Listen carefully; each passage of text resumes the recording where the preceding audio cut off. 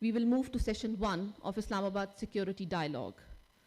The session 1 focuses on comprehensive national security. I would like to mention that the session is being live streamed with participation from regions as far as USA and Japan. The convener for session is Ambassador Fawzia Sana. Ma'am, kindly join us on the stage.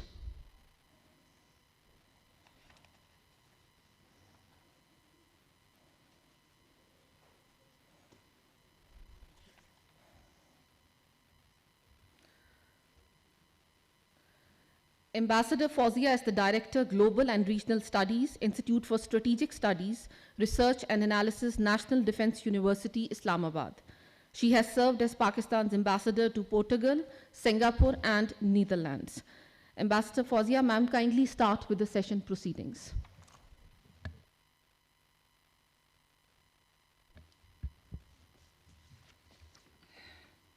Thank you, Amna. Assalamu alaikum and good evening. Dr. Moid Yusuf, Special Assistant to the Prime Minister and Special Security Policy, Major General Asif Ali, should I say Hilal-e-Imtiaz Military, Director General ISRA, heads of think tanks, distinguished speakers, participants, ladies and gentlemen. First of all, I, on behalf of the Institute of Strategic Studies, Research and Analysis, ISRA, at NDU, would like to extend our appreciation, our institution's appreciation to NSD and Dr. Moid for having thought about this very unique seminar, which is now being, today we are going to start all the discussions in collaboration with other 5 think tanks which are members of the advisory board of the NSD. It is an initiative, I'm sure, that will generate policy ideas and options for Pakistan at a time when momentous developments are taking place in our neighborhood as well as at the international level. A few words about ISRA NDU. ISRA is one of the leading think tanks of Pakistan. Its annual flagship events include the National Security Workshop, with participation from the armed forces, political leaders, academia, and the civil society.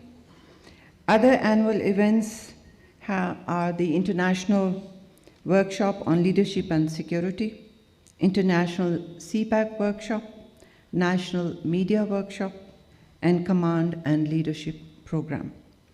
ISRA's regular journals are widely read and appreciated. Some among them are the ISRA papers, the Margala papers, the NDU Journal, and Journal of Contemporary Studies. The Strategic Thought, another prestigious journal, was launched 2 years ago.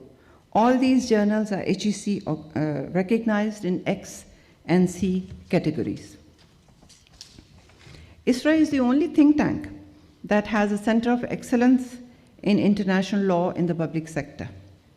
We also have a center of excellence on counter violence and extremism. ISRA also has extensive collaboration with multiple think tanks and universities. Session 1, ladies and gentlemen, will deliberate on comprehensive national security amid regional and international dynamics. The concept of security is no longer confined to territorial security, but takes a holistic approach that gives as much priority to human security, economic security, environment security. In fact, it should encompass the well-being of the people and the connection between the people and the state, as the Prime Minister this morning emphasized. May I now request Dr. Moid Yusuf, Special Assistant to the Prime Minister on National Security and Strategic Policy Planning, to share his thoughts on comprehensive national security as the keynote speaker of this session. You have the floor, sir.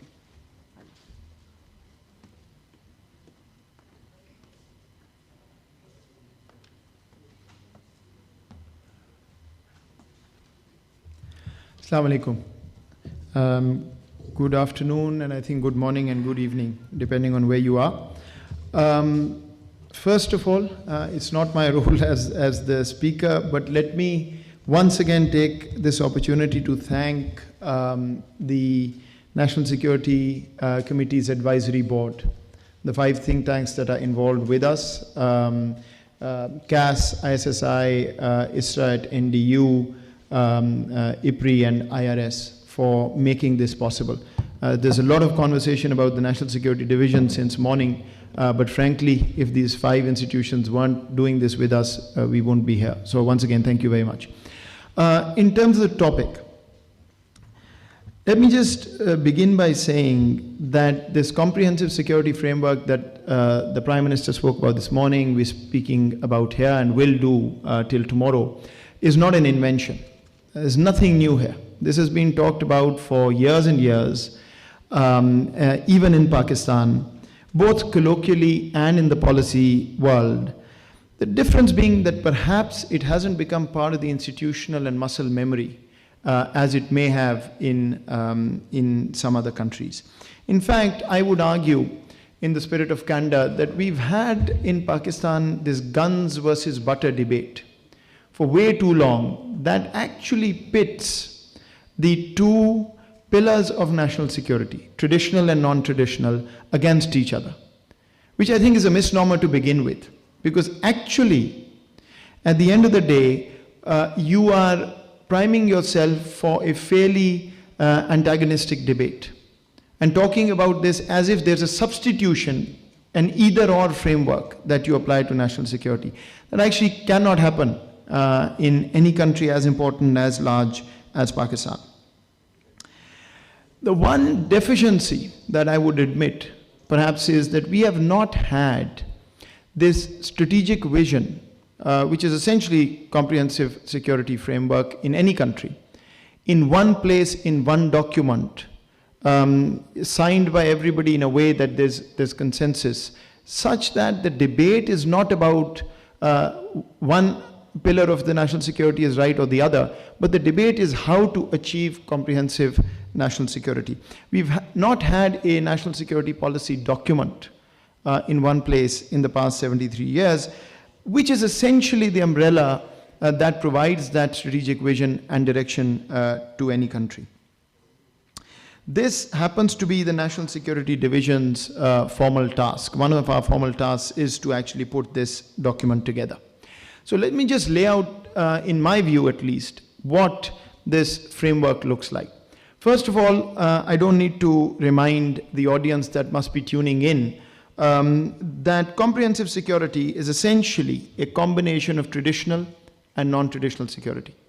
And when you break down this buzzword, I would argue it comprises, first of all, national cohesion. Unless you have national unity and cohesion, there can't be any conversation about security in a country. Second, territorial integrity and sovereignty, which is the traditional security framework, defense, military, and the hard part of security. Third, foreign policy and diplomacy that links up with both the traditional security and non-traditional security in terms of economic security.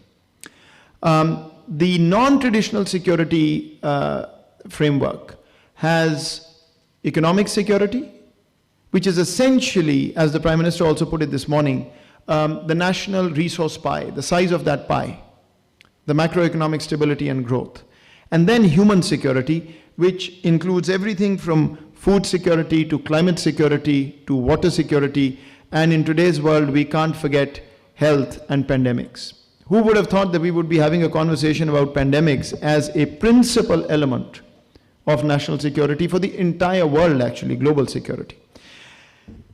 These elements, if they're brought together, will form your comprehensive security framework. But the question is, how do you move forward on this? Do we have a concrete vision? Have we thought through this? Where are we going as a country? So let me just lay out for you how we are approaching this. Pakistan's comprehensive security has to have economic security at the core. Because without economic security, we don't have the resources to continue building our defense and deterrence strength, which, by the way, I want to point out here, as somebody who sits right in the middle of this conversation of traditional and non-traditional security. Everybody here talks about the military and then says, you know, a development budget versus defense budget. We have a grossly under-resourced defense sector. If you look at it in absolute terms, look at the threats the country has, the region we survive in, we have a grossly under-resourced defense sector. And then there is the human welfare angle. So if you have economic security at the core, if you can increase the size of your national resource pie, you have more dollars to spend, only then you can spend more on defense and deterrence, as well as human welfare and the Riyasat-e-Madina sort of vision that the Prime Minister has. So how do you get this economic security at the core? There are three pillars that we've identified and on which the conversations are continuing. All three are linked to Pakistan's location. We very often talked about the geostrategic location, which is absolutely true.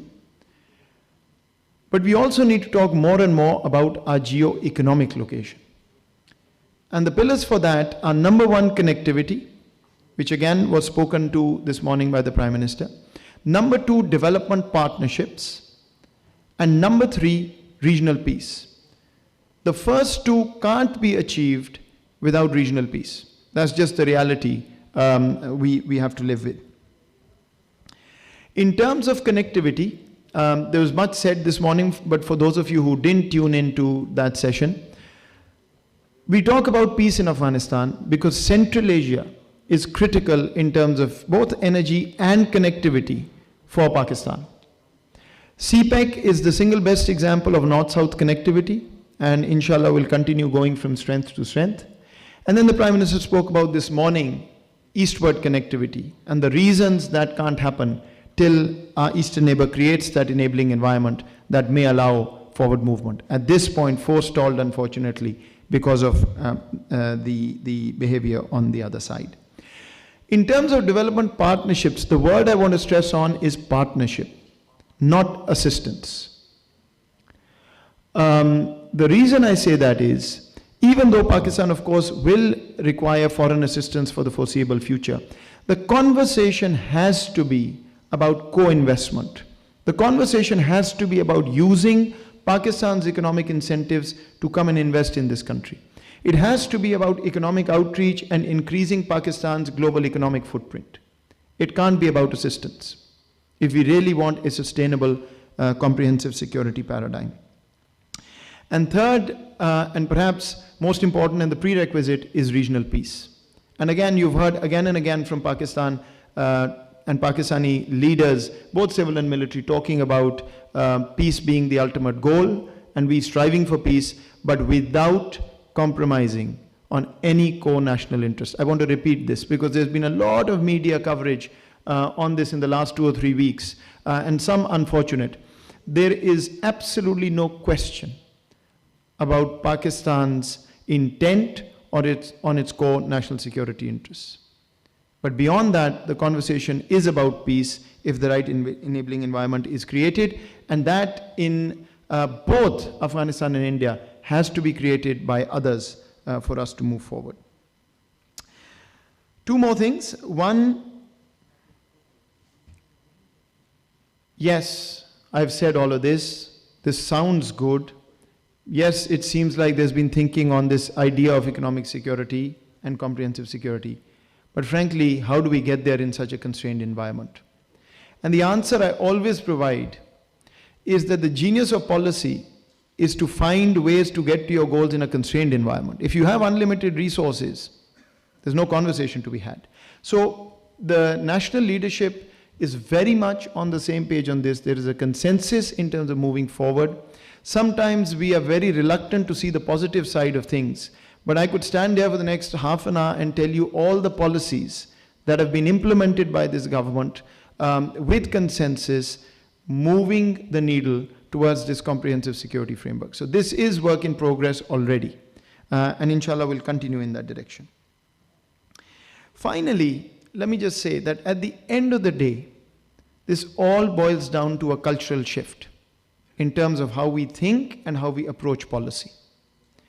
The status quo has not delivered everything we need. So change is inevitable in that. The cultural shift that I have in mind has certain characteristics. And let me just lay those out for you, and then I promise to end. Number one, a whole of government inclusive approach. We must continue to operate as a state and as a nation with all views internalized, and as the state apparatus coordinating as best we can on that on those policies. And this was the message the Prime Minister gave this morning as well in terms of the advisory portal that we launched. Second, proactive policy making.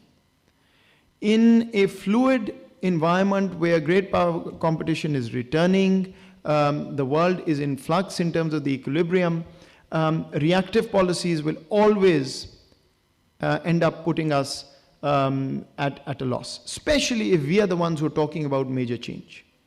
So that's the second part of this. Third, unapologetic and self-confident. This is a pet peeve of mine. I don't know how many times I've said it virtually in every forum and at every occasion I get. When Pakistan stands for what is right, when we stand on a narrative that is justified, just because the world has painted us in a negative light, very unfortunately and unfairly, is no reason for us to shy away from putting our own point of view to the world again and again. And this, frankly, is one of the reasons this dialogue is happening. We need to have our platforms, and wherever we go, have a conversation which others may not like, but is based on reality and is unapologetic in the way we present it. Fourth, consistency of policy. This is one area I think where we have lacked in the past, if we were to be honest. On major reform issues, major strategic issues that we deal with at NSD, and many of you and those who've tuned in follow us on, policy continuity is a non-negotiable characteristic. If we don't follow through with the reforms, it's reinventing the wheel. And that's something that I think we have to work more on as a state apparatus. And finally, introspective and pragmatic.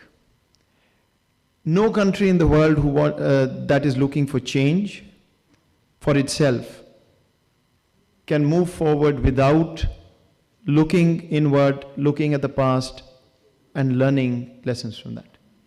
I find absolutely no reason to shy away from saying this, even as a public official. That's actually a sign of our maturity, our self-confidence, and the fact that we are confident in the direction we are moving in. So these characteristics all are encapsulated in this comprehensive security framework that we've been talking about. The conversation is continuing, and inshallah very soon we'll reach a point where we will have in one place this strategic direction and vision for all to see and for the country to follow. Thank you very much.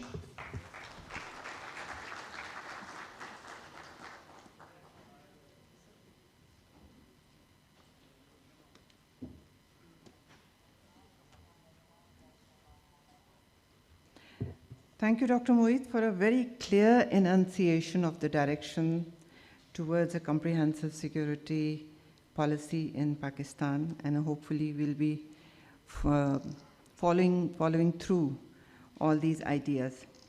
Now I would like to introduce the moderator for session 1, Ambassador Riaz Hussain Khokhar, former Foreign Secretary and an outstanding diplomat and my mentor. He's currently a distinguished visiting fellow at ISRA. Ambassador Riaz Khokhar, may I ask you to join us at the podium, at the stage? Among the panelists, we have Ambassador Riaz Mohammad Khan, also a former Foreign Secretary, who has led Pakistan-India Composite Dialogue talks and Pakistan-US Strategic Dialogue, and is author of several books. Ambassador Riaz Mohammad Khan, please आइए.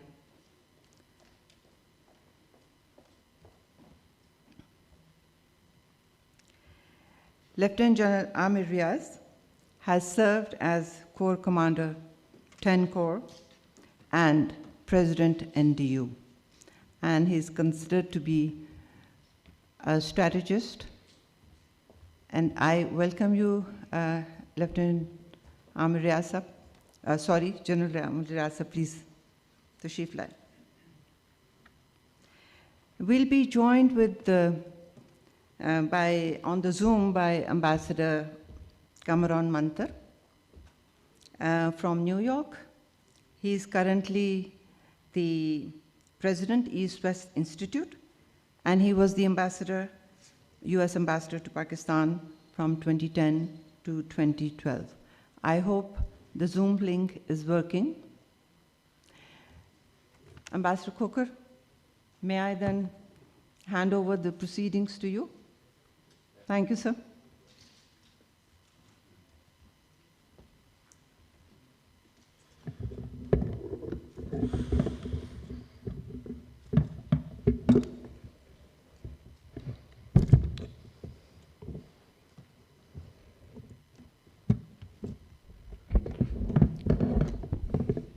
Bismillahirrahmanirrahim.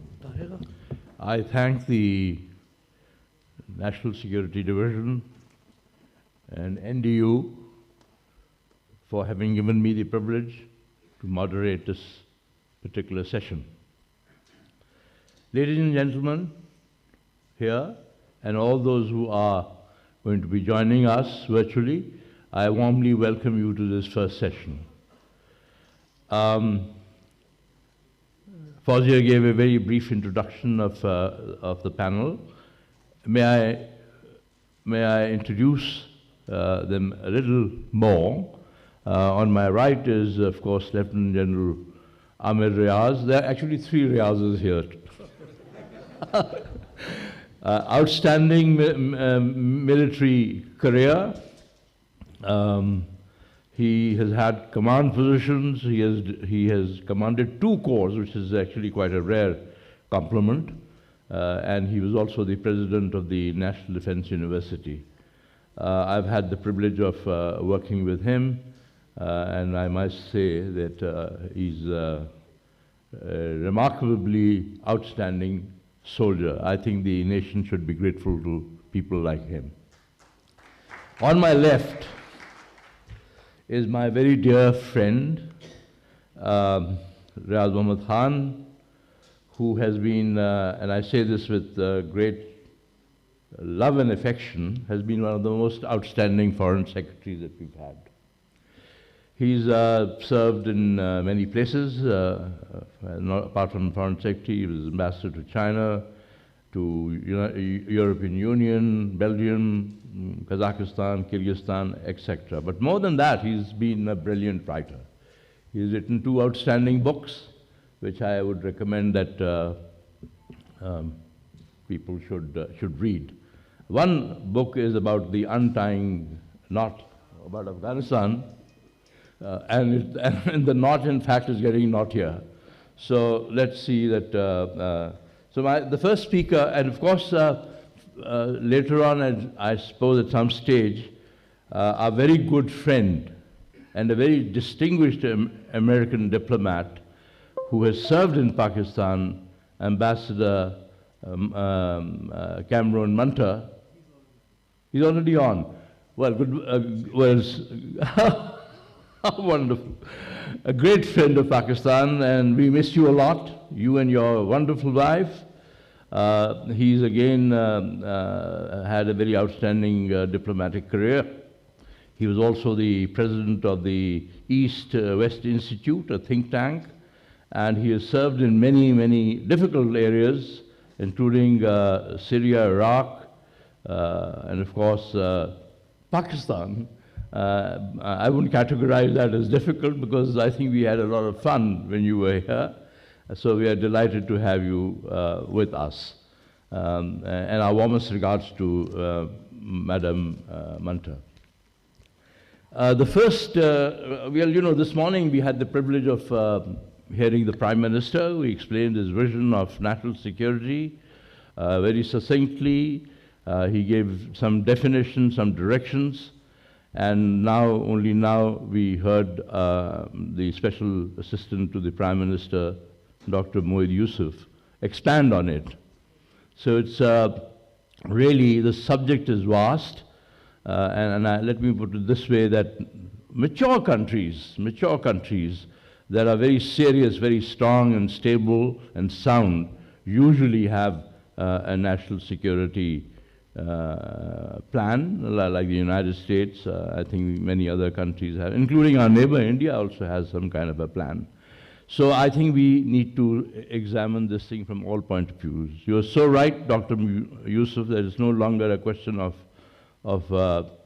how many tanks and how many guns you have.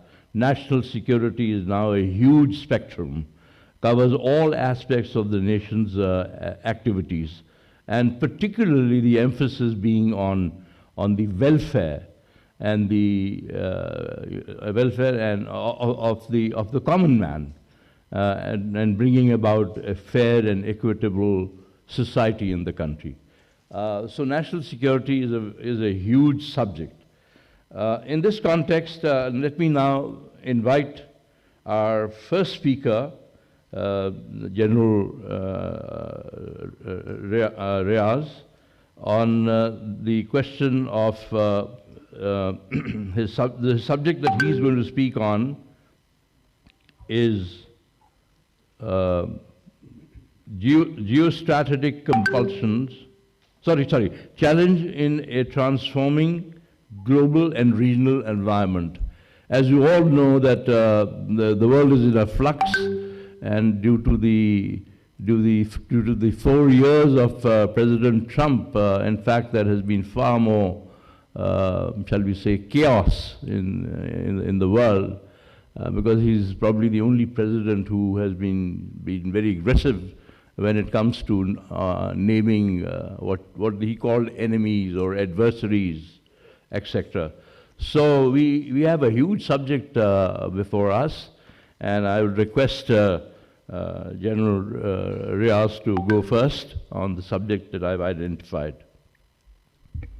Thank you very much, sir. And I would once again, even at the sake of repetition, I'd like to say, I'd like to congratulate Dr. Moid, because what we are doing today is not only just connecting all the think tanks and making our policy inclusive. What we are doing here today is also to establish the foundations of a strategic culture which we lacked. And I'm sure if it is followed through and this effort is continued by others to follow, you and all of us, this will give Pakistan the real foundation of having a genuine strategic culture. Thank you very much for that. I've been asked to speak on security challenges in transforming global and regional environment. It's 7 minutes. I'll try and do it in 5, sir. Because you're asking me to be a BBC weatherman, is finish this vast subject in just 5 minutes, and I'll try to do that. So the first, I'll just straight go to the point. There is a power shift taking place.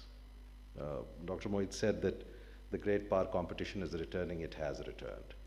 And we are living through that time, and this is a very important time that we are passing through.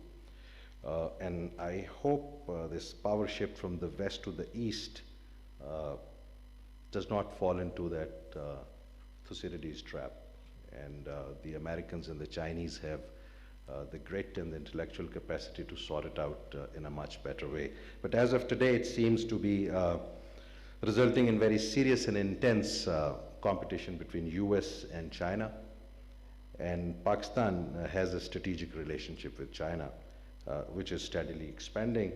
Pakistan also has been an important ally of the United States. But this relationship is at the moment perhaps not at the right place. US and India are strategic allies in this so-called check, contain China strategy. and that has also its impact on the region. Pakistan holds an important place on the geopolitical map of the world, which was referred to by the National Security Advisor. In this power shift we are experiencing, the pushes and the pulls of this competition, and it is causing and will continue to cause security challenges for Pakistan. Then there's a very important aspect. I've just picked up few areas of the environment because I can't speak on everything in 5 minutes. It's the changing nature and character of the Indian state. India is rapidly descending into becoming an ultra-Hindu nationalist state. And with US and West conveniently closing their eyes on India's massive human rights violations and her ignorance of, blatant ignorance of the international norms, India is actually becoming a dangerous country within and for the region, if not yet for the world. It has become very aggressive and irrational and has induced deterrence instability and is leading on to strategic instability in South Asia. Afghanistan, it has never been stabilized since the departure of the Soviets from Afghanistan, but the situation presently, there is an opportunity there, and it's a great challenge also. The situation is delicately poised. It can go to the side of peace. It can also descend into another round of civil war. It is for the Afghans and all those who want peace in Afghanistan to make sure that it moves to the side of peace. Pakistan is the most affected country by the situation in Afghanistan and will remain so. Peace has great dividends for everyone in this region. I will not elaborate on that because we all know that it is going to unlock the connectivity that is holding us and Central Asia and even India should the situation change. Iran, again our neighborhood, remains under pressure, but Iran retains the reaction, counteraction capability in critical situations, and that we have seen. Iran-Saudi rivalry is again causing stress on Pakistan. This creates a challenge because one is our neighbor and one is our friend. We hope that the nuclear deal with Iran will come through, which will open huge opportunities again for the entire region. Then there's another aspect which is important, and this is important for Pakistan because there are technological advancements that are taking place, particularly in the field of artificial intelligence, blockchain technologies, and the advent of crypto and digital currencies. In my reckoning, it will change everything. It will change the way we do our business, we do our banking, we manage our investment funds, and so on. The list is endless. I cannot actually really see the entire length and breadth of the change that is just waiting to happen. Unless we are prepared for it, there will be unforeseen shocks in our economy. Climate change has been talked about a lot, but climate change is a very serious security challenge for the entire world, but also for Pakistan, because it will cause stress on our food security, it will cause stress on our health, and of course, the economy at large. Pandemic. As we say in the military, when the war is on, we do not count our losses at that point. When the war is over, we sit down and take a fresh count of what has happened. The world is going through that phase right now. And what is going to happen after the pandemic is over, and I hope it is over soon, what is its effect on the major economies and on the rest of the world, it will also affect Pakistan, and we have to start really thinking about it and start to see that what kind of challenges will come about after the pandemic is over and the world and the region takes stock of what has been lost. It is not possible to study the environment, external and the regional, to see the challenges alone if we do not look at our internal environment. At the moment, there is political instability. And this is actually inhibiting our capacity and capability to respond to these challenges and convert these challenges into opportunities. And I dare say that we have an obsolete system of governance. This has to change, this has to modernize, this has to change fast. Otherwise, our ideas will remain ideas and they will not get translated into significant change that we want to bring for the people of Pakistan. I thank you, sir. I hope it will move in 5 minutes. Thank you, General, for a very succinct statement.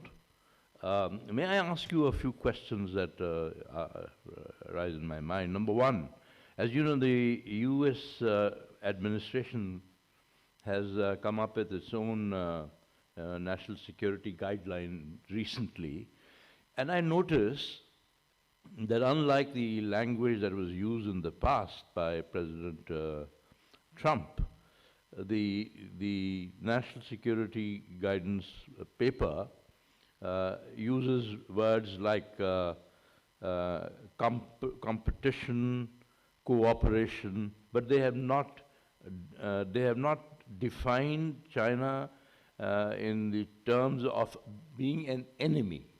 They have talked in terms of, I think there is a certain leeway in the new document, and it's very interesting that the Chinese Parliament has recently met, and they've come up with a very pragmatic approach towards. They said, yes, we are we warmly welcome competition. We are ready for it. And they also emphasize the need for peace in the world so that the global peace is not disturbed. What do you think of this? Do you think, or you still think that eventually the two major powers would be on some sort of a collision course? Because if they remain on a collision course, then clearly all the countries around the world will have a rather difficult situation on how to navigate those difficult waters. I have 3 ways to look at it, sir. One is a historic way which is based on the lessons that we have learned from history. Yes, there is competition between the great powers, and most of the times this competition generates friction.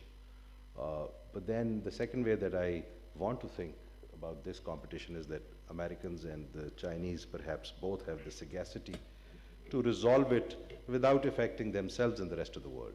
And the third way I think about it is that the rest of the world should not just sit back and wait for this competition to get into friction mode and create problems for all of us. All of us need to, we all have a voice. All of us need to talk to our American friends and to our Chinese friends and help them out of this competition. Keep this competition healthy, but not descend into something which is dangerous. So it is these are the 3 ways I look at it. Mm-hmm. I think in our own region, of course, you have very rightly said, national security is absolutely imperative.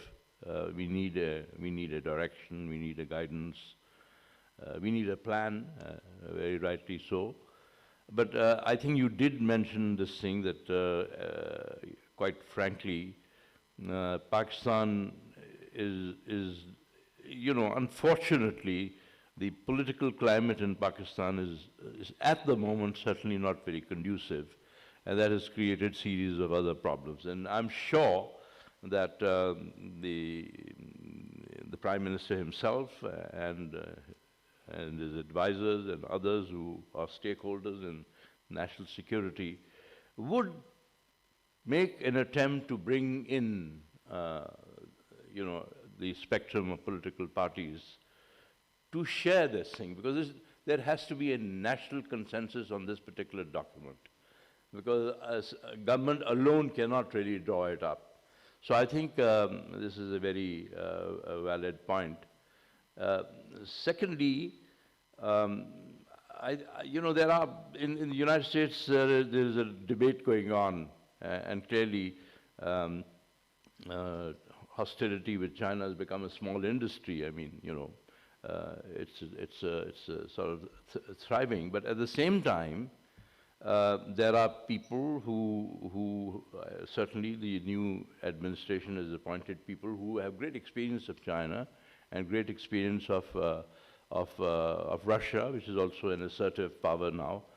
So I think, and President Biden's emphasis on involving multilateral organizations, particularly the United Nations, to play a role. I think this is a very, very sound, very wise approach, because for 4 years or so, the United States had treated multilateral organizations with a certain degree of contempt.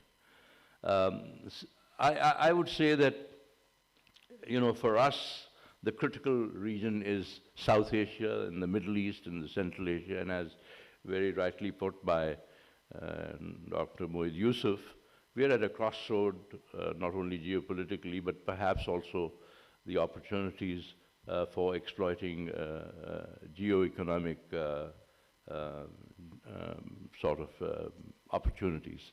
So what do you think? Do you think, General, that we will be able to see some hope in progress towards geoeconomics? Because without some degree of cooperation in the neighborhood, I think things will become very difficult. I'm very optimistic, sir. Maybe this is my bent of mind, but the situation so seems we are at the geo-economic crossroad also, and we offer a lot to the rest of the world. But it certainly depends upon how situation pans out with Iran, what happens in Afghanistan from here on, and I am sure that there are actors and their players and their countries who want peace in Afghanistan. If that so happens, and there is a degree of sanity in the way India is doing its business with us right now, if that happens, I think these opportunities can all be exploited very well by everybody. It will be win-win for everybody. And I say that to my American friends also. It is not that the CPAC is just going through and it will just be beneficial for China and Pakistan. It will be for the region, and there will be great opportunities for the Americans also to come and partake in this, for everybody, for that matter. Thank you. I now turn to Ambassador Riaz Muhammad Khan, and I would request him to reflect on Pakistan's, reflect on geostrategic compulsions in a troubled neighborhood. Of course, some points have already been covered by the General, but... Munter? Yeah. Okay. Bismillah ar-Rahman ar-Rahim. Thank you very much. I was asked that I should speak just for 5 minutes or so, but with your permission, maybe 6-7 minutes. Sure. What I'll do is not to try to look for a framework, because I think Dr. Moid Yusuf has made an excellent keynote speech in which he has given the general framework, which, as he said, is not an invention, but something which is very familiar to all those who look into security issues these days. And security now is a very wide-ranging issue. Anyway, I'll try to make a few observations of some practical relevance to, in a historical sense, and also to the present situation. First, let me say that relations in our region, they are undergoing shifts, which may harden and which may require adjustments on our part. These are US-China tensions. Containment was mentioned by General Saab. Then there is this, related to that, what is called Indo-Pacific and Quad initiative.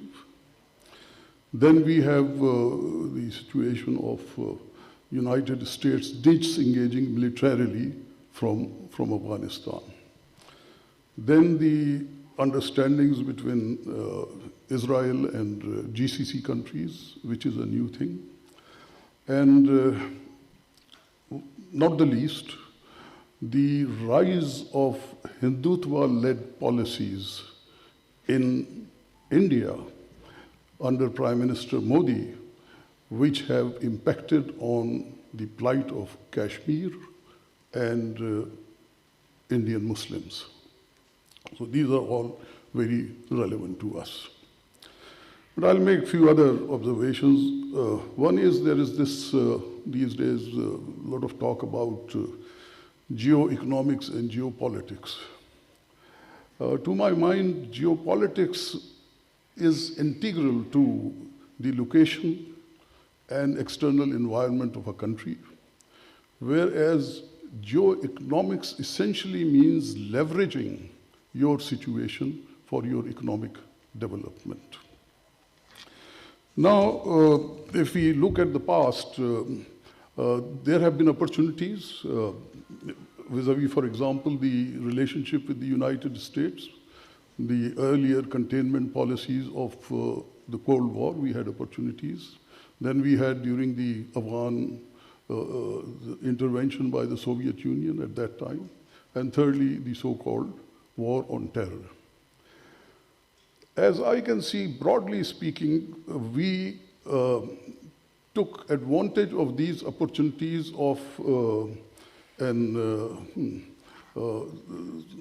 sort of upward trend in our relationship with the United States for military enhancement, military defense enhancement, not for expansion of our economic relationship or broaden our relationship with the United States.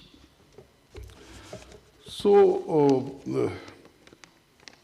in comparison, if you look at China, once it decided to open up to the West, the first priority it had was economic engagement with the West and broadening the relationship, education, etc., which we did not. Secondly, thirdly, I would say that while security is a compulsion in a neighborhood like ours, so is economy. And in an ultimate sense, economy sustains security, especially in a multi-ethnic, pluralistic state. It is a given. We also pursued policies which had nothing to do with security, but which slowed down our growth or negatively impacted on our growth. For example, Prime Minister Zulfikar Ali Bhutto's nationalization stifled our industries. It had nothing to do with security. President Ziaul's policy of Islamization and Afghan jihad had the same impact. It changed our culture. And today our education is failing to produce good engineers and good scientists. Now these are practical realities. So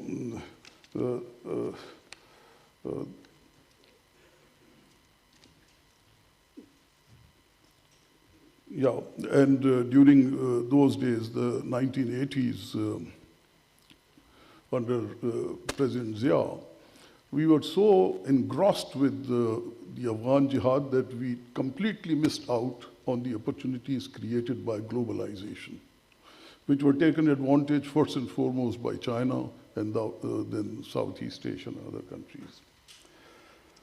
I remember that following the 1998 tests, there was a brief debate whether nuclear deterrence could enable us to divert resources for economic development.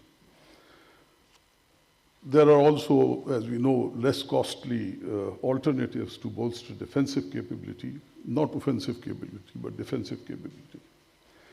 The argument was settled on that in order to keep the threshold of nuclear deterrence high, we needed high conventional preparedness. Next observation I would say is that taking advantage of opportunities requires ability to identify them and capacity to grasp them. Pakistan needs the right economic policies to attract investments and industries wanting to relocate themselves. Then we have to basically attend to the security situation in our own country. There has been these extremist violence, and our army has done a great job in containing it, but the challenge still remains.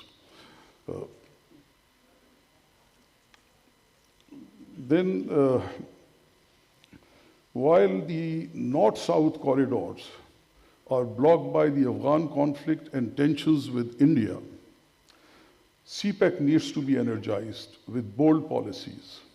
Our schemes for special economic zones require one-window operations as practiced elsewhere. But somehow in Pakistan, we have not been able to do that. Mega projects such as TAPI, rail and road links, we talk about it with Central Asia. They have to wait for peace in Afghanistan. Without that, it will not be possible. Next, I will say that we need to proceed with a certain confidence. Our nuclear deterrence is central to our security, to ensure our defense. Strong strategic relations with China are vital. Also because China is the largest source of surplus capital and of advanced technology. These relations must continue to be reinforced.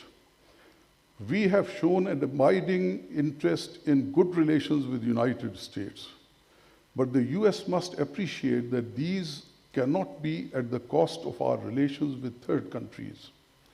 Most Asian countries will resist making that kind of a choice. Afghanistan, the 29th February agreement of last year, and Secretary Blinken's recent letter offer promising elements which must not be lost in blame game or mistrust. Understanding for a transitional phase or government, and agreement for ceasefire or reduction of violence are the key. Pakistan should exert itself as much as it can with the conviction that peaceful and stable Afghanistan alone serves its interest. For that purpose, Pakistan should extend cooperation with all parties in a frank manner. Now, India. Despite the recent ceasefire along the LOC, the prospects of improved Pakistan-India relations remain bleak. India has pushed the relations in a blind alley by removing the heart of the well-established agenda for bilateral dialogue, namely Kashmir, prescribed at Shimla and reaffirmed at Lahore and in many bilateral declarations. India believes that Pakistan will willy-nilly acquiesce in India's annexation of IOK as union territory. There is evidence of Indian plans to alter the demographics and identity of the Kashmir Valley. This is a fraught situation and should be a matter of deep concern for all those interested in regional peace. Pakistan has to also watch, as I said, Indo-Pacific and Quad initiatives, because India is inclined to flex its muscle for regional harmony. Pakistan has interests in the region to protect, notwithstanding that Pakistan is no exception to the dictum that no nuclear power has ever accepted the hegemony of another power. Finally, I would say that geo-economic options require streamlining our policies to seize existing opportunities for economic development. We also cannot ignore unconventional challenges of climate change, population, food security, and water management, internal political harmony, and countering violent extremism with firm hand and clear conviction are equally important imperatives. Thank you. Thank you, Riaz, for your very comprehensive remarks. I just want to ask you, and then perhaps in maybe 2-3 sentences, tell us what you think, because of your vast experience with Afghanistan. You were at Geneva, and you have written these 2 books, plus you've been watching Afghanistan very good. Do you really see that peace is about to break out in Afghanistan? And similarly, our main theme of this whole thing is peace and development are indivisible. They're 2 sides of the same coin. So, do you really think that? We welcome the LOC agreement between India and Pakistan. But the question on everybody's mind is what next? And what next is really the big issue. I don't personally see India moving in this direction until you very rightly said, accept certain fait accompli situations that they have created. So, briefly, if you can comment on. Look, you have asked 2 questions, and you want me to answer it in 2 sentences. That may not be possible. Afghanistan. We have witnessed many false dawns on Afghanistan. One hopes that this will not turn out to be that way.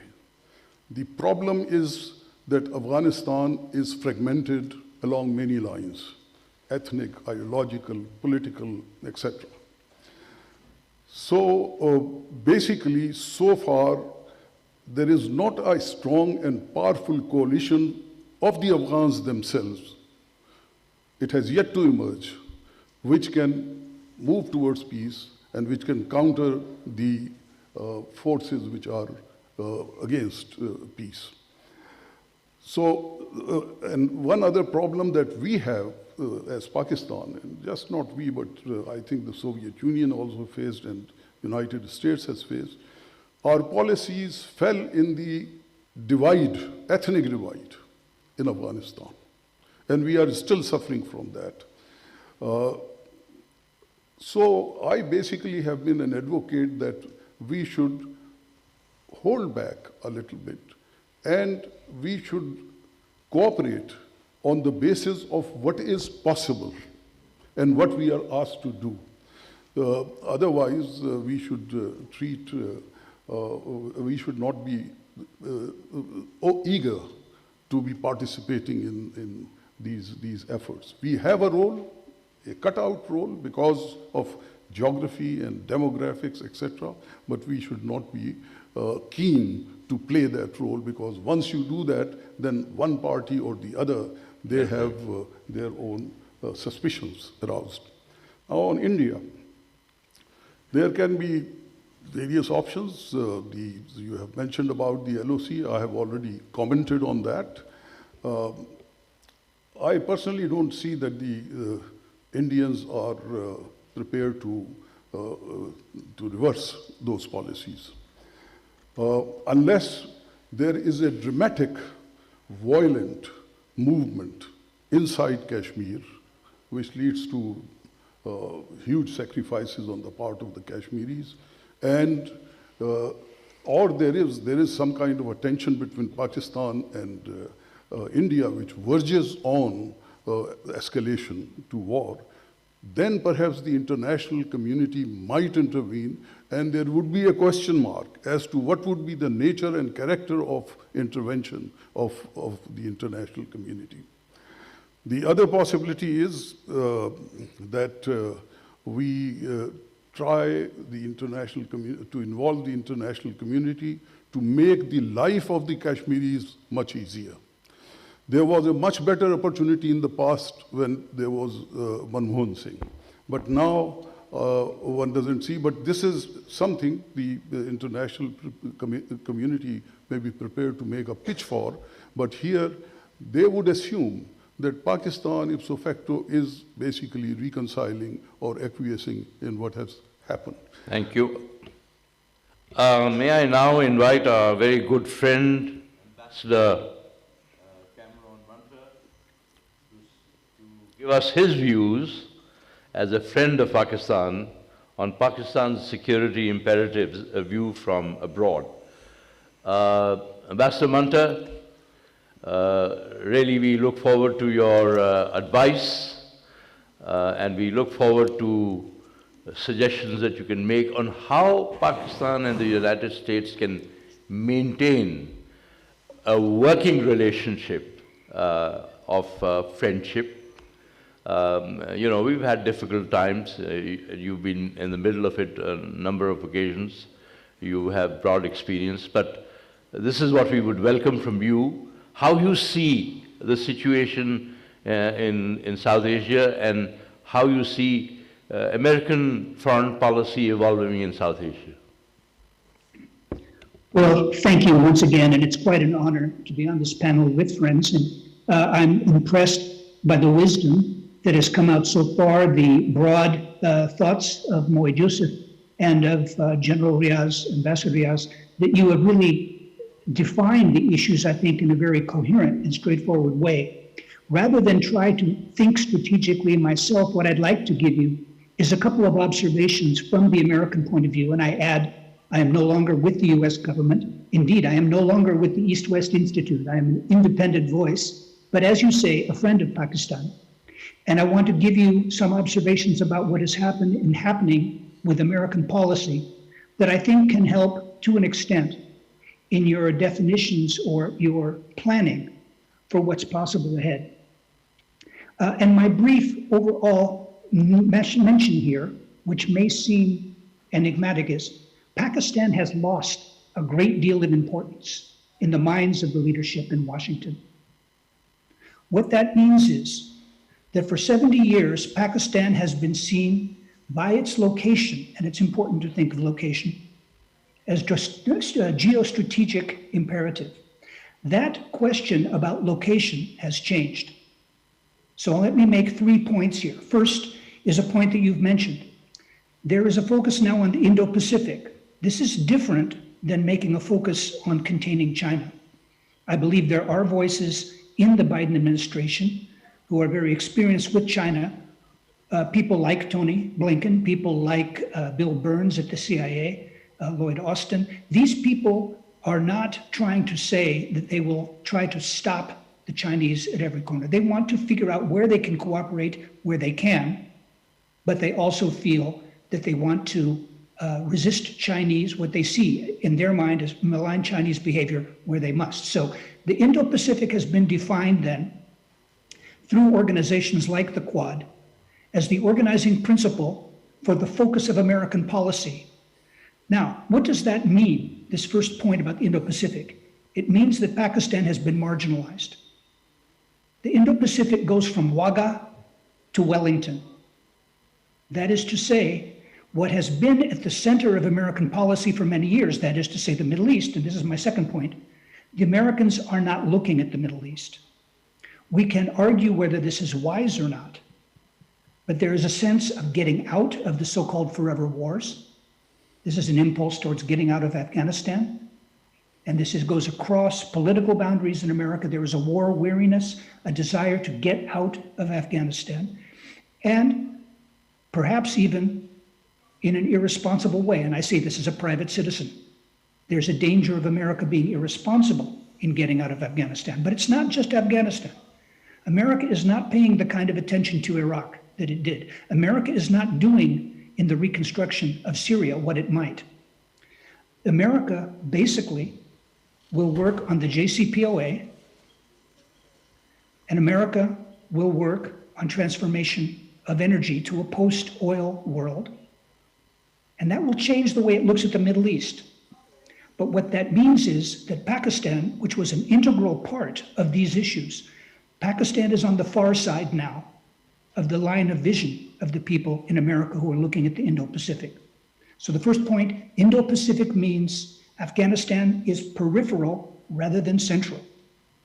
Exit from the Middle East means Afghanistan is part of a region that the Americans are staying away from, not looking to, with the exceptions of JCPOA and the ongoing commitment, as always, to Israel.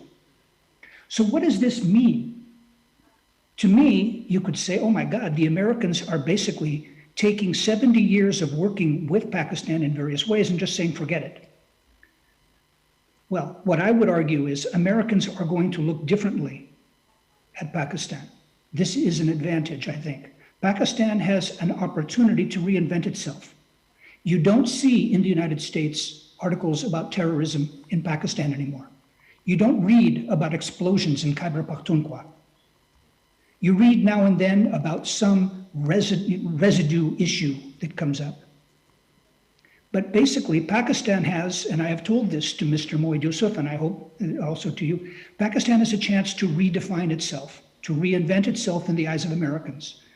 Now, obviously, you don't want to do this for the Americans, you want to do it for yourself. But I hear from your own discussions that this reinvention is important, and that's my third point, after focusing on Indo-Pacific and exit from the Middle East. The third point I want to make is your point about geoeconomics. Geoeconomics is not just a question of addressing pandemics, not just a question of addressing climate change, not just a question of trying to figure out how to build infrastructure. All these things are crucial, they're important, and very, very critical, not only for Pakistan, but for the world. Basically, I think both the general and the ambassador have alluded to this. Pakistan has missed many chances to join the kind of new economy that we see in the modern world.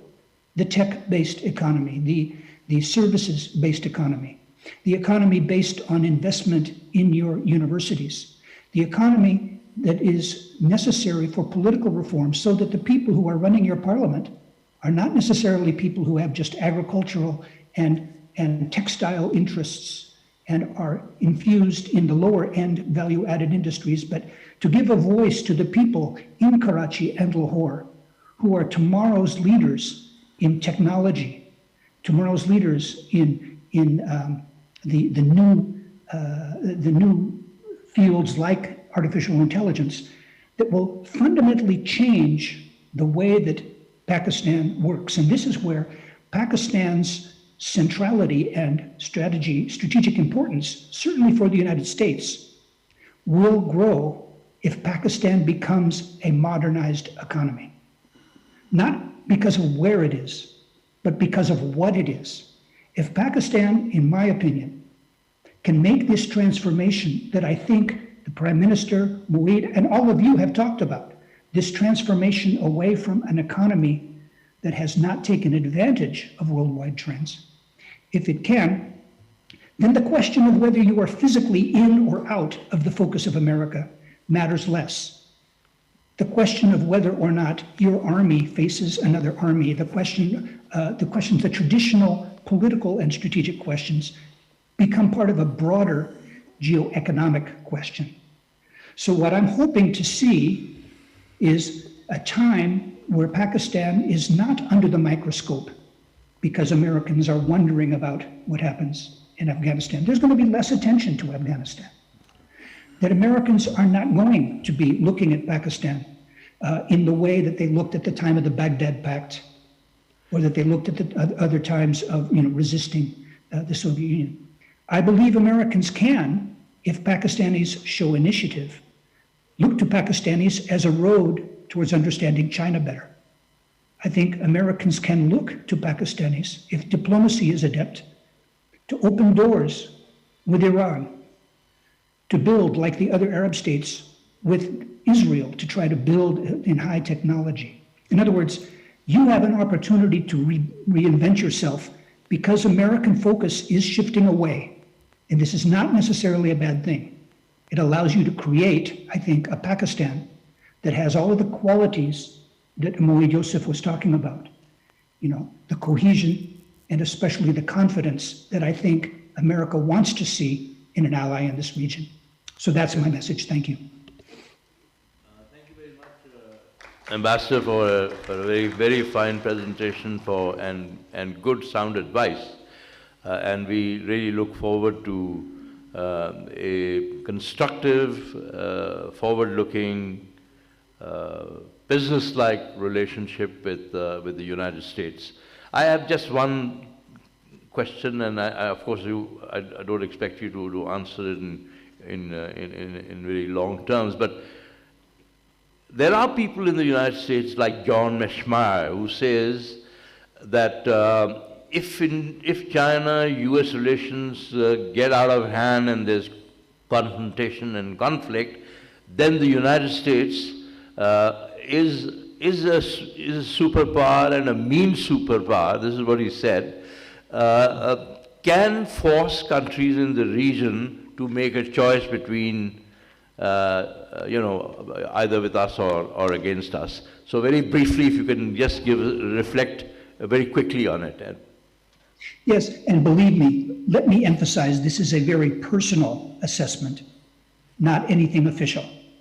But I think the famous line that the American government gave to Pakistan, to General Musharraf, after the 9/11 attacks, this with you or against you kind of approach, I don't think that's likely to happen again. Good. That's very, shall we say, satisfying.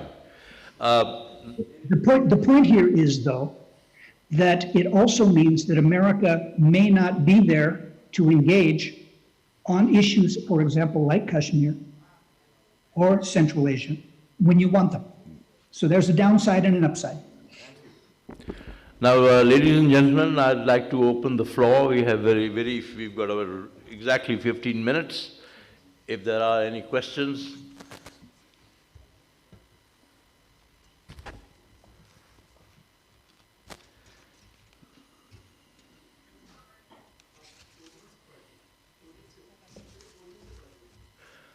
First of all, I'd like to, should I? You want me?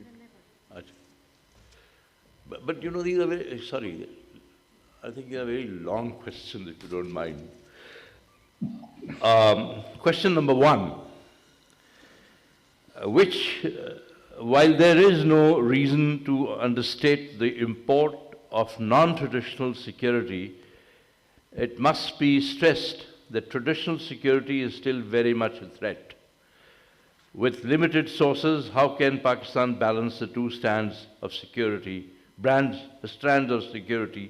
going forward?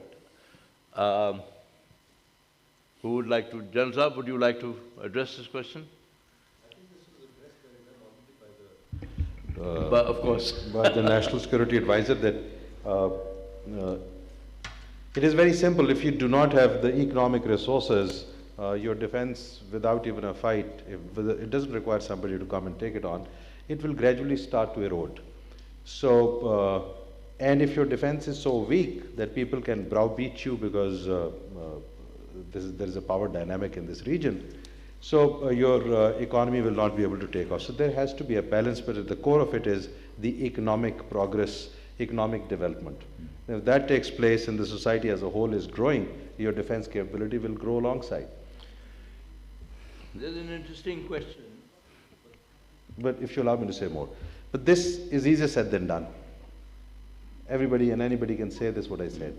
It requires a comprehensive policy which addresses this issue of, because most of the discussion that we had was based on connectivity and making ourselves available to people to trade in and trade out of Pakistan. Pakistan has a resident capability, economic capability. We have land, we have people, we have resources. We have to optimize our own capability first.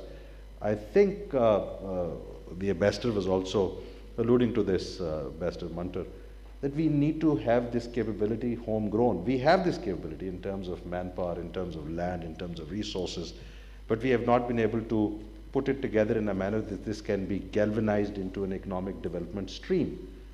And that problem lies with, as I said, obsolete governance.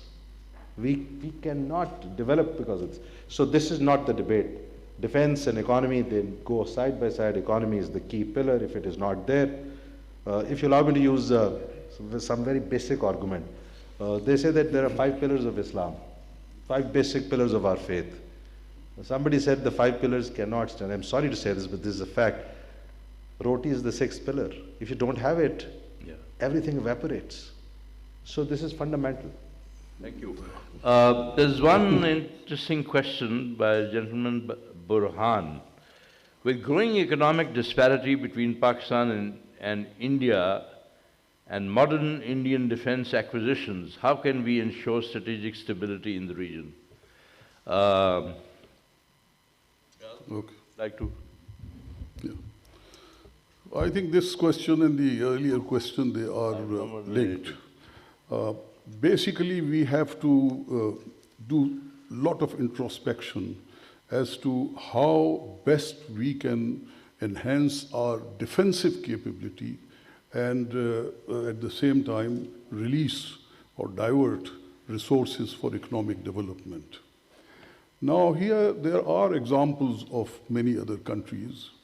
It's a question of offense and defense. Do you need more planes or do you want to have more anti-aircraft equipment, missiles? Do you want to have tanks or do you want to have more anti-tank missiles equipment? So that is the kind of choices which are made. For example, if you look at China, although their economy was growing very fast, during the 1980s and 1990s, they did not go beyond about 30, 40 ICBMs. Now, of course, they are modernizing their forces. So we have to basically look at these various possibilities. And the one very important factor that we have here is that the nuclear deterrence guarantees our defense. It doesn't give us leverage for offense. So these are the things that need to be basically thought about. Well, we don't have much time, but maybe I'd request the audience, if there are any questions from here, if you would like to. Anybody?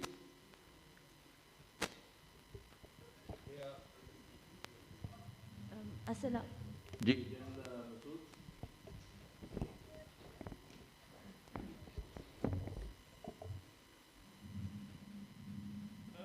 My point is that no one has talked about education and no one has talked about health.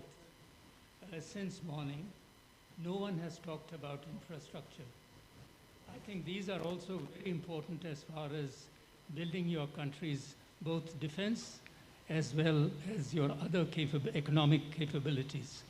So I think for economics, it's extremely important that you give maximum importance to education. So I don't know how you are going to integrate that. I would really like a greater emphasis on that, because without it, we would remain a country which is unable to compete and unable to really be in the race for technology. General, let me just answer that question. I think there is great clarity in the government. No, I'm just saying there's clarity in the government that social economic development, which actually means focus on health, focus on education. And education, I think the emphasis has to shift a little bit. There has to be much greater emphasis on science and technology. Unfortunately, and Ambassador Munter might make a comment here, you know, the American Charge d'Affaires was telling us about the hundreds and thousands of Fulbright scholarships that the United States has been offering us. But why don't you give us scholarships for science and technology? Why only for social sciences? Because social sciences is something that we can catch on here. But would you like to comment on it, Ambassador? I can only say briefly that we have never had a shortage of students coming to the United States from Pakistan in the so-called STEM, science and technology area. The way this has worked in the past is we haven't needed to encourage it. It's happened anyway. If you go to the physicians in the United States, if you go to see the engineers, they are overrepresented by talented Pakistanis who have come and studied with us. So that's at least why the government has not done this, simply because there are already so many Pakistanis who study in science and technology in the United States that they don't feel they need to encourage it anymore. Riaz, I'll add one sentence to it. Sorry. I'll add one sentence. I'll add this, that we should be sending people to learn science and technology abroad. Chinese, for example, have been sending hundreds of thousands to United States, to Europe, elsewhere, to study just two things, science and technology and English. Similarly, we had chances earlier, but today, if our people do not get opportunity to study sciences in United States, there are opportunities available in China. And I know for a fact from our American friends that Tsinghua University is as good today as MIT. Well, ladies and gentlemen, I think I have 5 minutes to conclude this. Oh, sorry, I didn't see you. I apologize. It's okay. Assalamu alaikum. My name is Asawir Tawheed, and I'm a student of the School of Politics and International Relations at Quaid-e-Azam University. My question is, how long can we rely on our own nuclear capabilities as defense upholding with rapid Indian nuclear modernization? Do we not need to create a space for an offensive capability as well? That question has been... What is it? I couldn't hear. Yeah. I'm sorry, it's not clear what you meant. It was mentioned that our nuclear capability is more on the defensive side as opposed to it being on the offensive side. So how long can we rely on mere defense? Do we not need to create a space for an offensive capability as well? Maybe I Thank see. you. Okay. In the nuclear world, there is nothing known as... Okay. in the nuclear world, there is nothing known as defense or offense, it is deterrence. And it is a function of, the fundamental function of nuclear capability is to create a sense of deterrence. And deterrence works between rational actors, and it resides in the mind actually. So yes, there are other aspects of nuclear development and capabilities. It's not in terms of defensive or offensive. So we leave it at that. I think our deterrence vis-a-vis our requirements of deterrence is well placed. I'll make one comment. Can I? Yeah, this has something to do with the theology of nuclear deterrence. And I'll suggest that you read an excellent book by Bill Perry. He was Secretary of Defense under, I think, Mr. Clinton. So this gives all the aspects of the nature of nuclear weapons. What do they mean? And that essentially concludes that they are a weapon of defense. They basically protects a country from being aggressed against, rather than these being a weapon of use to be deployed in a war situation against enemy. So this is a complex subject. There is a whole lot of literature on this, and I'll suggest that book, Button. Its name is Button. You read that. Ambassador Munter, can I ask you one more question? Certainly. Will the United States play some kind of positive, constructive role in bringing about peace between India and Pakistan? Because peace is the foundation of the entire process, peace and development. And if there's no peace between India and Pakistan, I'm sorry, South Asia doesn't really have much of a future. Would you like to comment on that? I certainly would like to see the good offices of the United States applied, especially on the question of Kashmir. And yet, this has not been something the Americans have wanted to do for decades. Increasingly, I am sorry to say that the point that I made about the line being drawn on Indo-Pacific thinking on India's western border makes this even less likely. So in plain English, I would not be terribly optimistic that the Americans will engage in India-Pakistan relations. Well, ladies and gentlemen, we have now come to the end of our Would you like to? Yes. Thank you, Ambassador Riaz Khokhar, session convener, and the speakers for a fruitful discussion. Now, I would request the keynote speaker and the session convener to kindly come on the stage for a group photograph. Oh. Yes. For what? That is he coming for?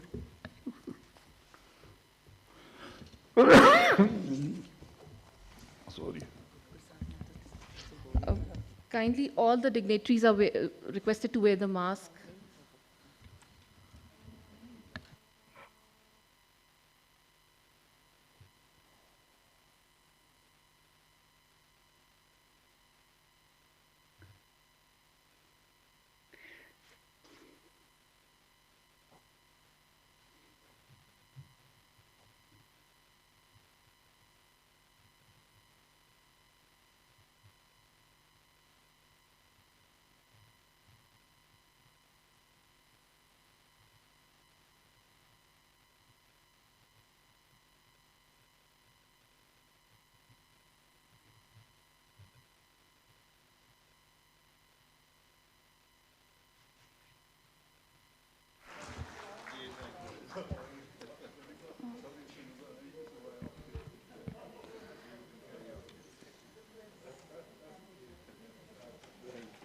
Thank you, sir.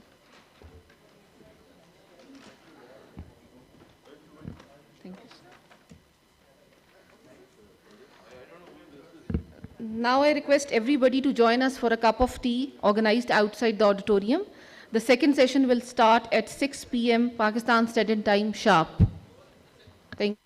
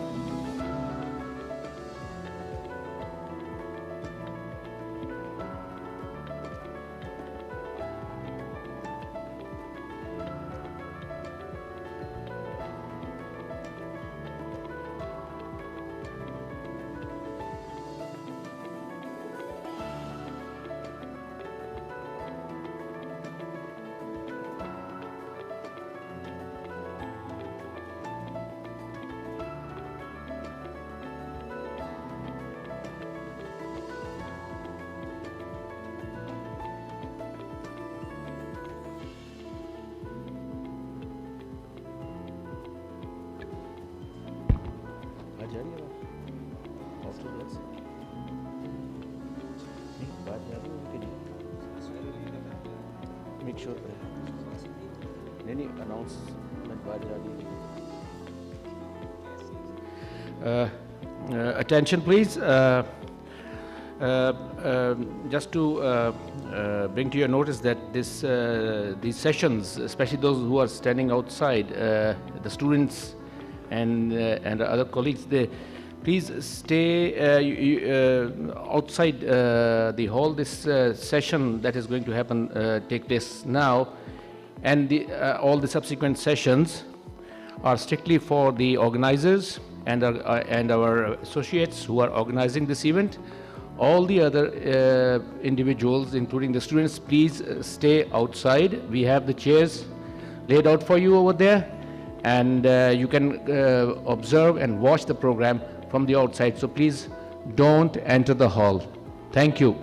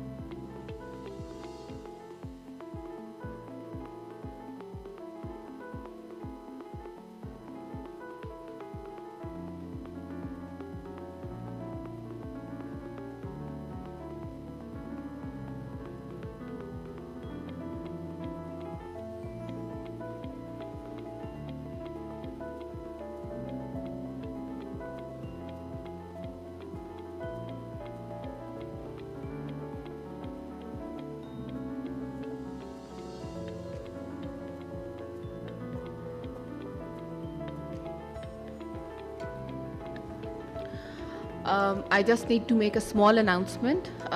We are about to begin with the session 2. The session is primarily a virtual session. So I would request the media people and the think tank people to kindly sit outside because they can see the session proceedings, and only the speakers, discussants, and the special guests, they are allowed to sit.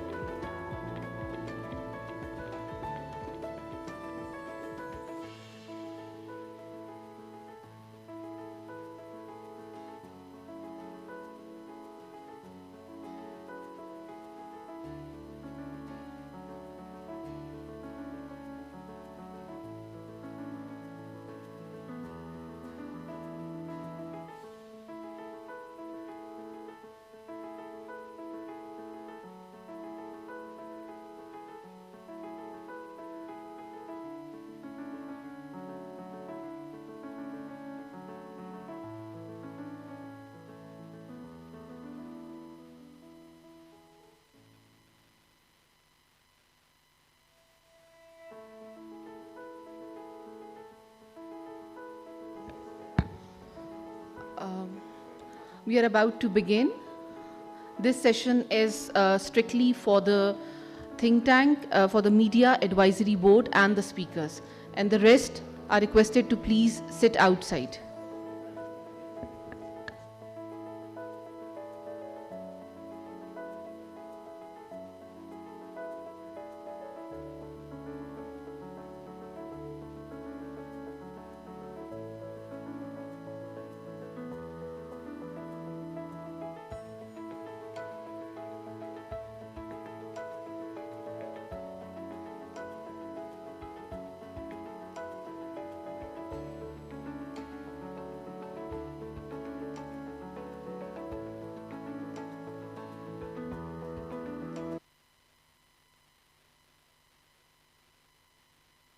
ये जो back रोज पे बैठे हुए हैं, kindly आप लोग social distancing maintain करें, 2-2 seats छोड़ के बैठे. आप लोगों से रिक्वेस्ट है ये please.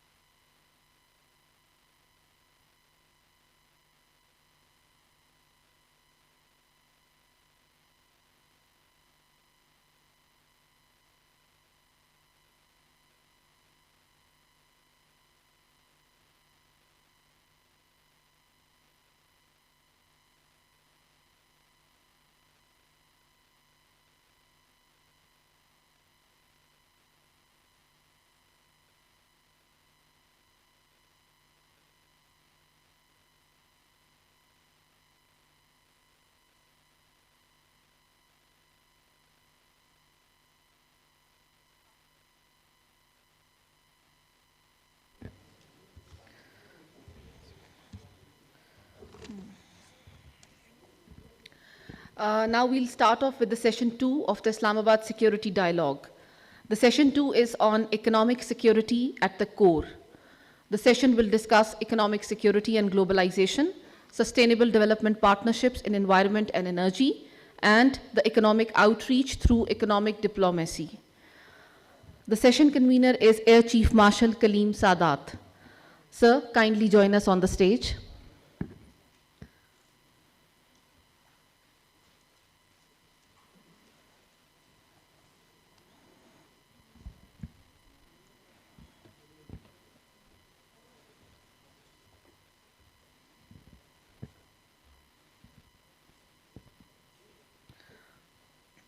Thank you, sir. Air Chief Marshal Sadat is President, Center for Aerospace and Security Studies and former Chief of Air Staff, Pakistan Air Force. Air Chief Marshal Sadat is also the patron-in-chief of Thinkers Forum, Pakistan. I hand over the session proceedings to Air Chief Marshal Sadat. Over to you, sir.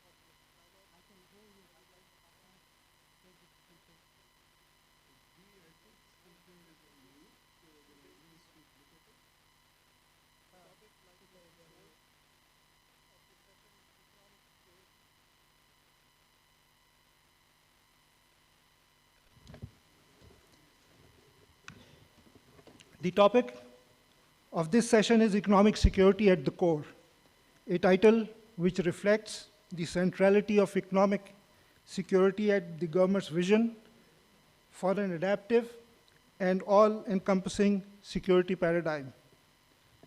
Ladies and gentlemen, it is important for us all to acknowledge that a country's economic security must remain a foremost priority within its overall security calculus, because a well-functioning, dynamic, and robust economy helps to bolster the other pillars of national security. The government has keenly expressed such thinking, and the Center for Aerospace and Security Studies has remained highly attuned to the importance of economic security since its inception in 2019. Ladies and gentlemen, CAS is an independent think tank that specializes in research on key issues pertaining to aerospace, security, and economics. Despite its nascent development, I'm proud to say that CAS has productively and proactively engaged with many facets of the wider security domain, including the nexus of economy and security. It has made a clear distinction between national defense and national security, and work toward evolving policy suggestions toward promoting the latter. Another point that needs to be recalled is what Clausewitz said, that war is a continuation of politics with or by other means. Economics is an important part of politics, as has been demonstrated by the actions of international financial institutions as well as Financial Action Task Force. To get out of their clutches, we need economic sovereignty, and that can only be achieved if economics is the focus of all policymaking. I believe that today's session will help to enrich our common understanding of economic security at the core through the rich insights of speakers and participants today. For this session's keynote address, I have the pleasure of inviting His Excellency, Mr. Abdul Razak Dawood, Advisor to the Prime Minister on Commerce, Textile, Industry, Production, and Investment. Mr. Dawood is a noted philanthropist, businessman, and public figure who, through his many efforts, has made notable contributions to Pakistan's economy over the years. Without further ado, I take this opportunity to invite you for your keynote address, sir. Please come on the stage.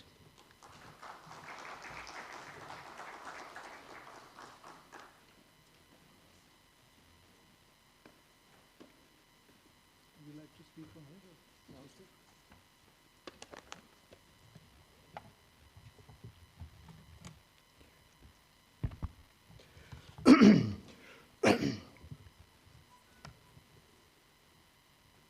Bismillahirrahmanirrahim. Honorable Chair, ladies and gentlemen, Assalamu alaikum.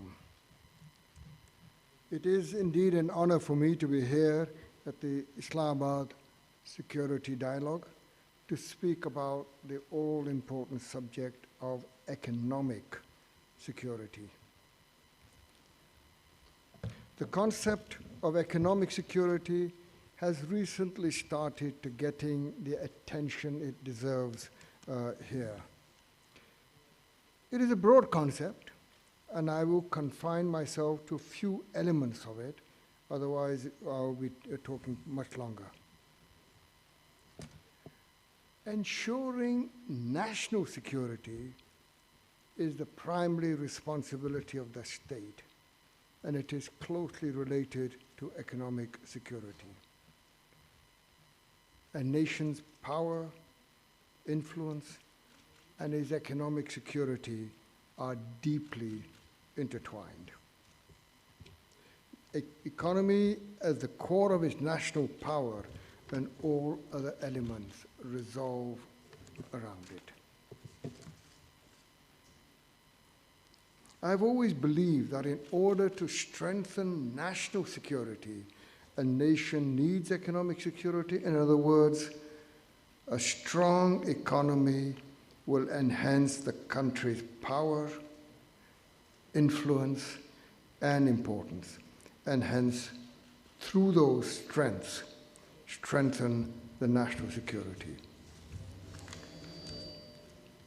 This has been well brought out by Dr. Paul Kennedy in The Rise and Fall of Great Powers, wherein he shows that the British financial strength, its economic strength, was the single most decisive power in achieving its imperial objectives during the 18th and 19th century.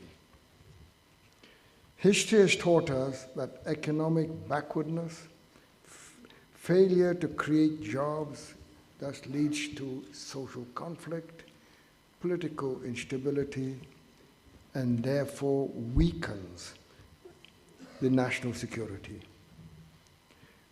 Economic security, thus, is the basis of national security, and loss of economic security leads ultimately to loss of erosion of national and national sovereignty at its core.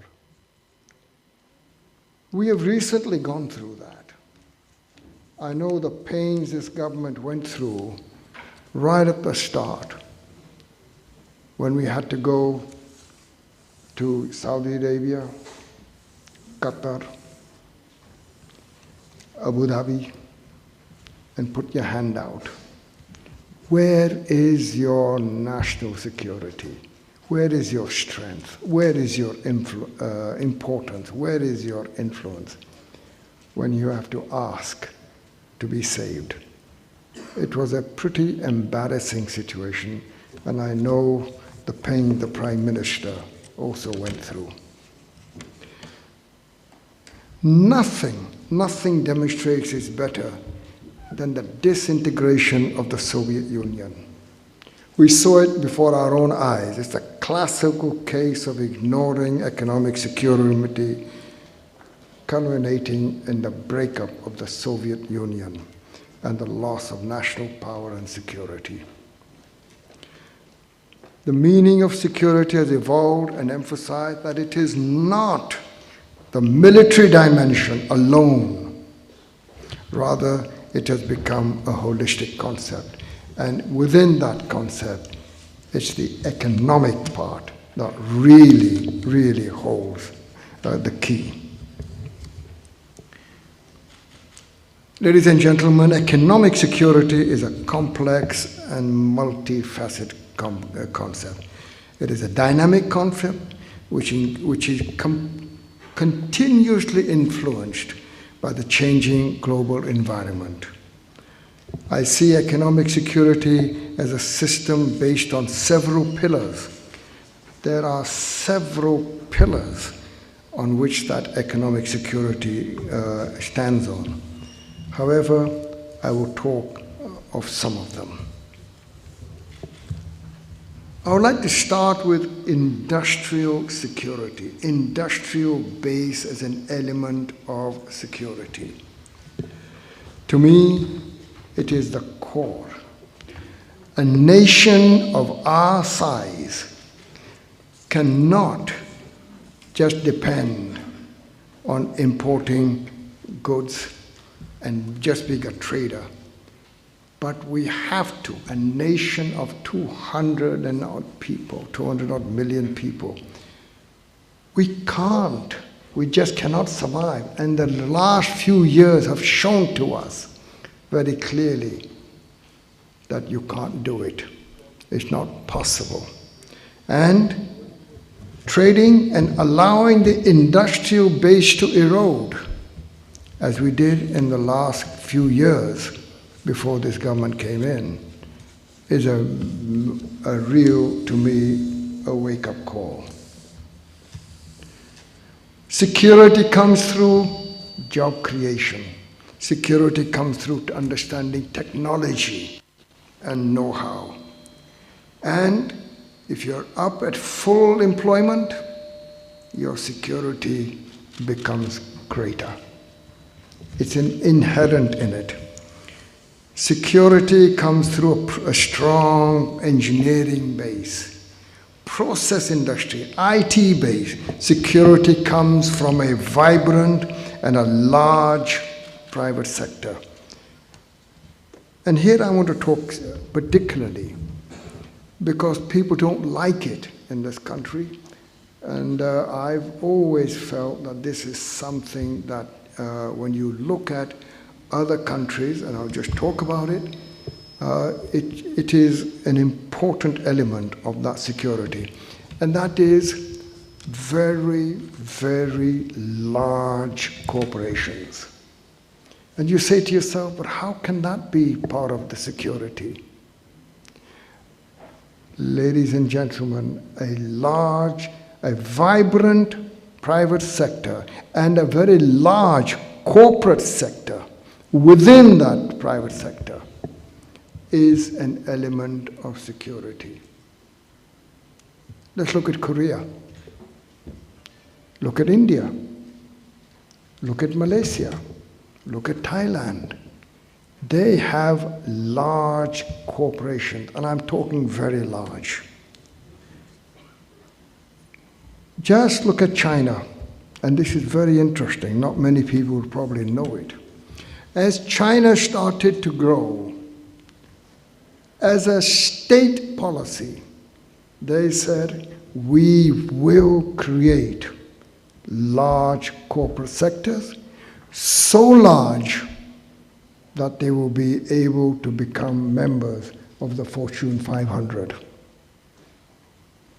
Fortune 500, private and public companies in China to become an element of economic security. How many have we got? None. Our largest corporation, only exports $300 million. Where is that security? Where is that reach? Where is that connectivity? We don't have it. So that's why I say even large corporations are absolutely important. So what did we do when this government came in? We put down that Make in Pakistan has to be a fundamental element. As I just said, there was de-industrialization going on, and now it's reversed, and we're going back to Make in Pakistan policy.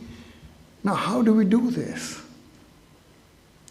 Several elements, and you've seen what the State Bank did, again, to increase this Make in Pakistan by the various schemes that they brought in, including turf, which was the most popular one. Rationalizing tariff structure and pursuing an import substitution policy.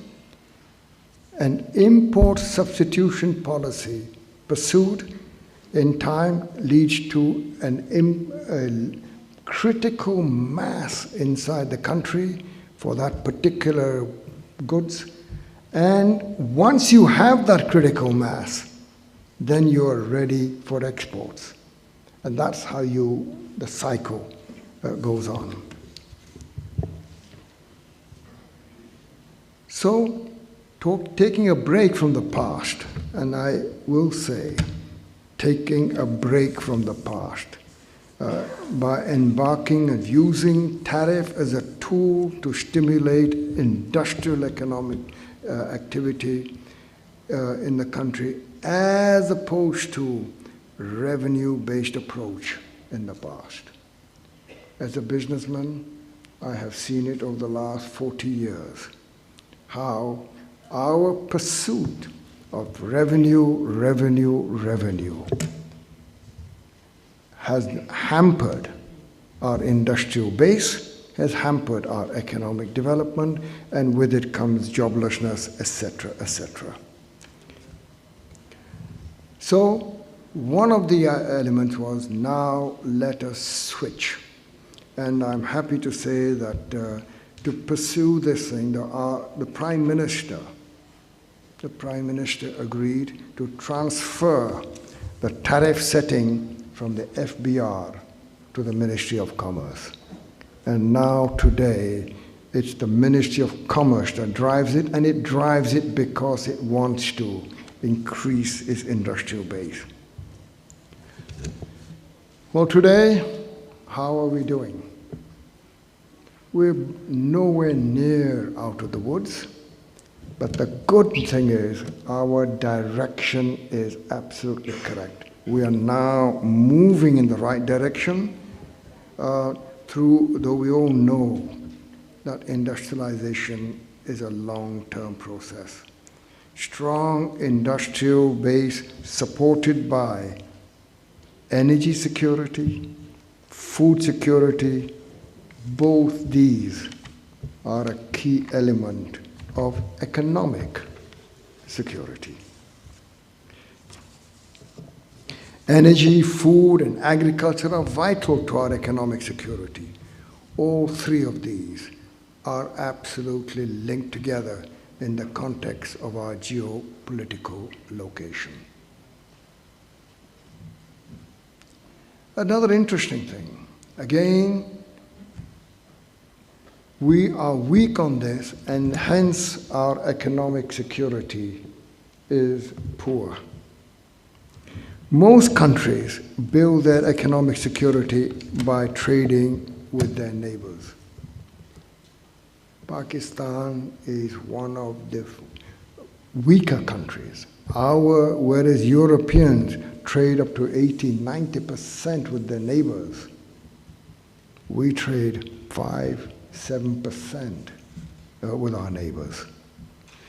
And so this recent change that the Prime Minister has agreed, we are reaching out to Afghanistan, we're reaching out to Iran, we're reaching out to Uzbekistan, through Uzbekistan to the Central Asian republics. From the Central Asian republics, we move into go west into the Russian Federation, and another approach to Europe.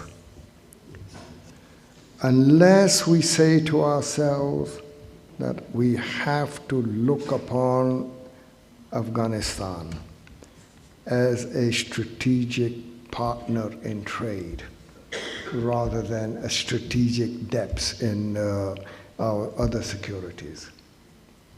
Our security with Afghanistan, Uzbekistan, and beyond will come through trade and more trade and more trade. Inshallah, a day will come that we will be able to do this with India.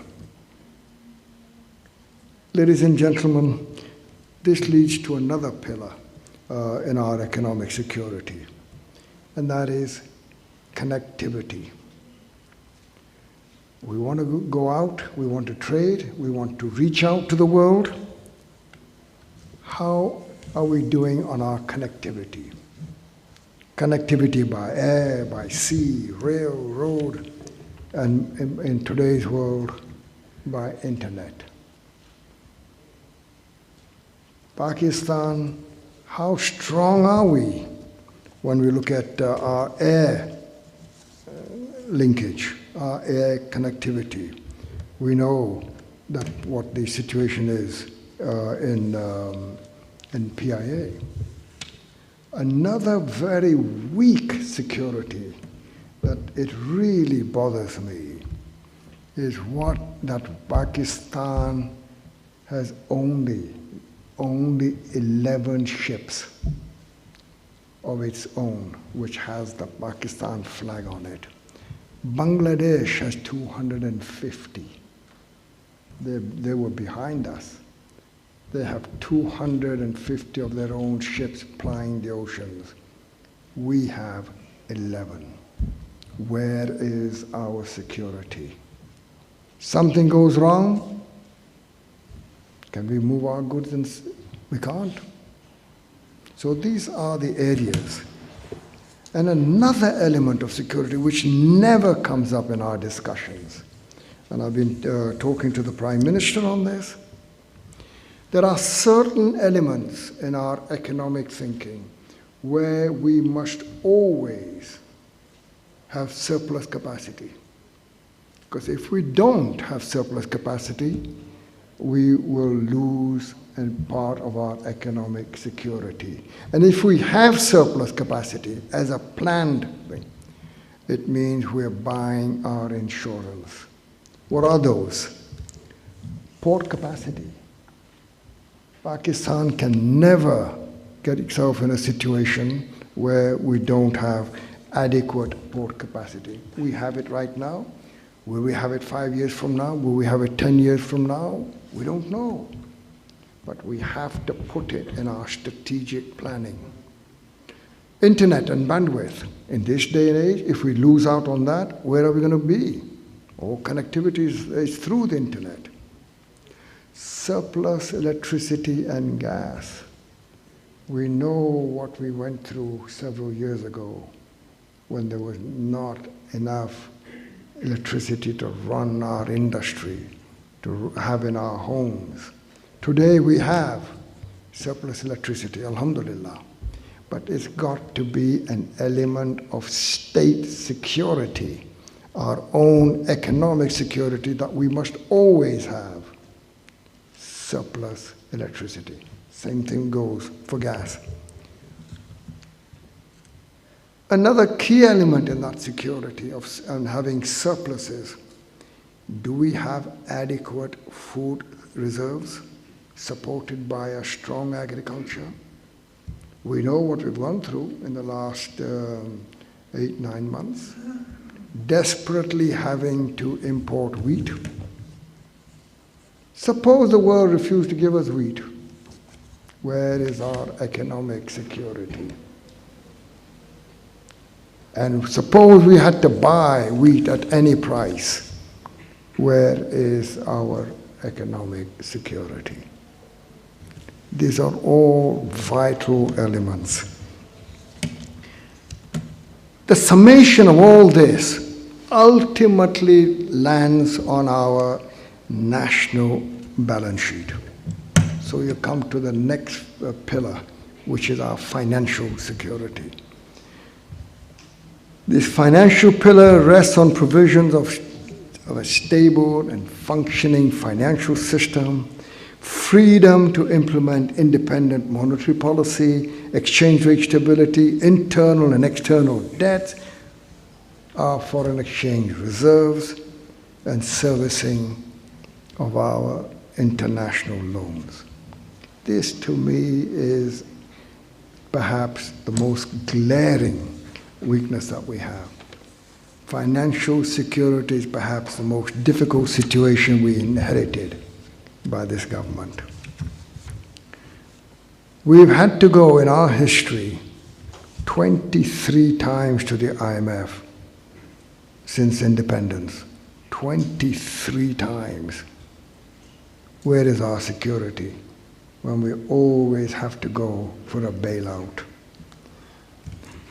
One of the things that the Prime Minister has said to us very clearly, that let us work hard, to make sure that this time, when we're in the IMF and when we come out, it should be the last time we go to the IMF.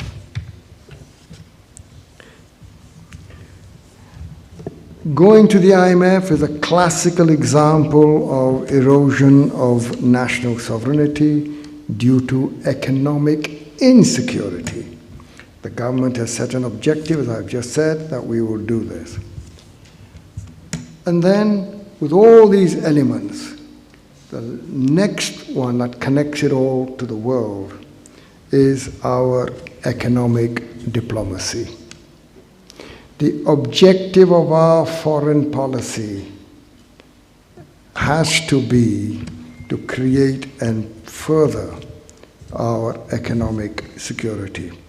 Our foreign policy has to be such to enhance the economic security and has been enunciated by the foreign minister, where he has said economic security is absolutely necessary, but we all know it is a long-term game, and an economic diplomacy takes time to crystallize.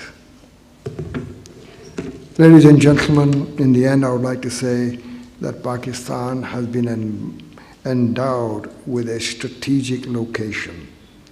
And it is a situation and at a meeting point of the Middle East, South Asia, Central Asia.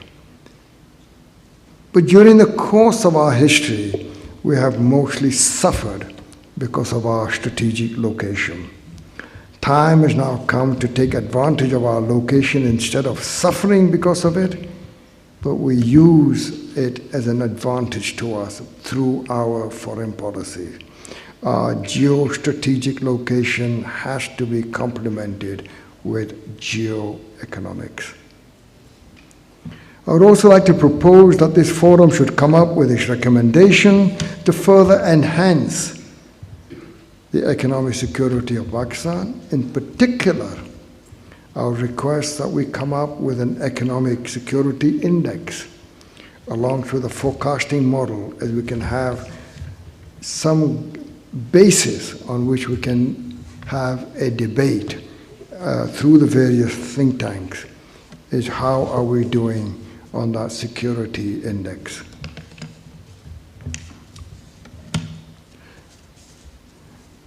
I would like to just now say that I've raised a lot of issues, but I'm not at all despondent. To me, this is just an economic process. We are still a very young country. We are still in the process of development. We must always be optimistic, as economic development is a long-term process. To conclude, I would like to just say that hope is the bedrock of this nation. The belief that our destiny will not be written for us, but written by us, for all the men and women who are not content to settle for the world as it is, and who have the courage to make the world as it should be. In the end, I would like to thank you all, to the organizers for inviting me, and for all of you to patiently hear me. Thank you very much.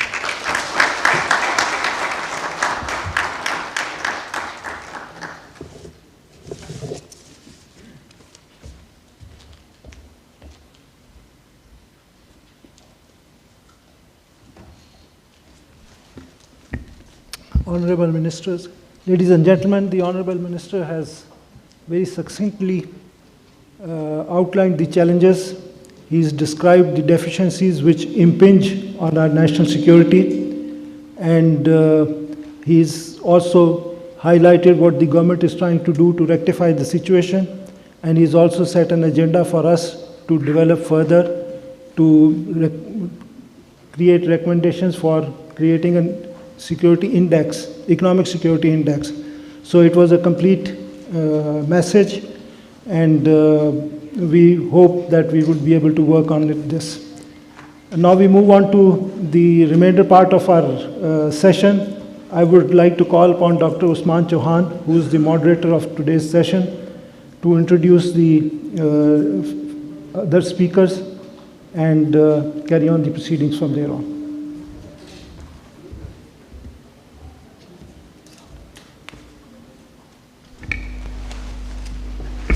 Bismillahirrahmanirrahim.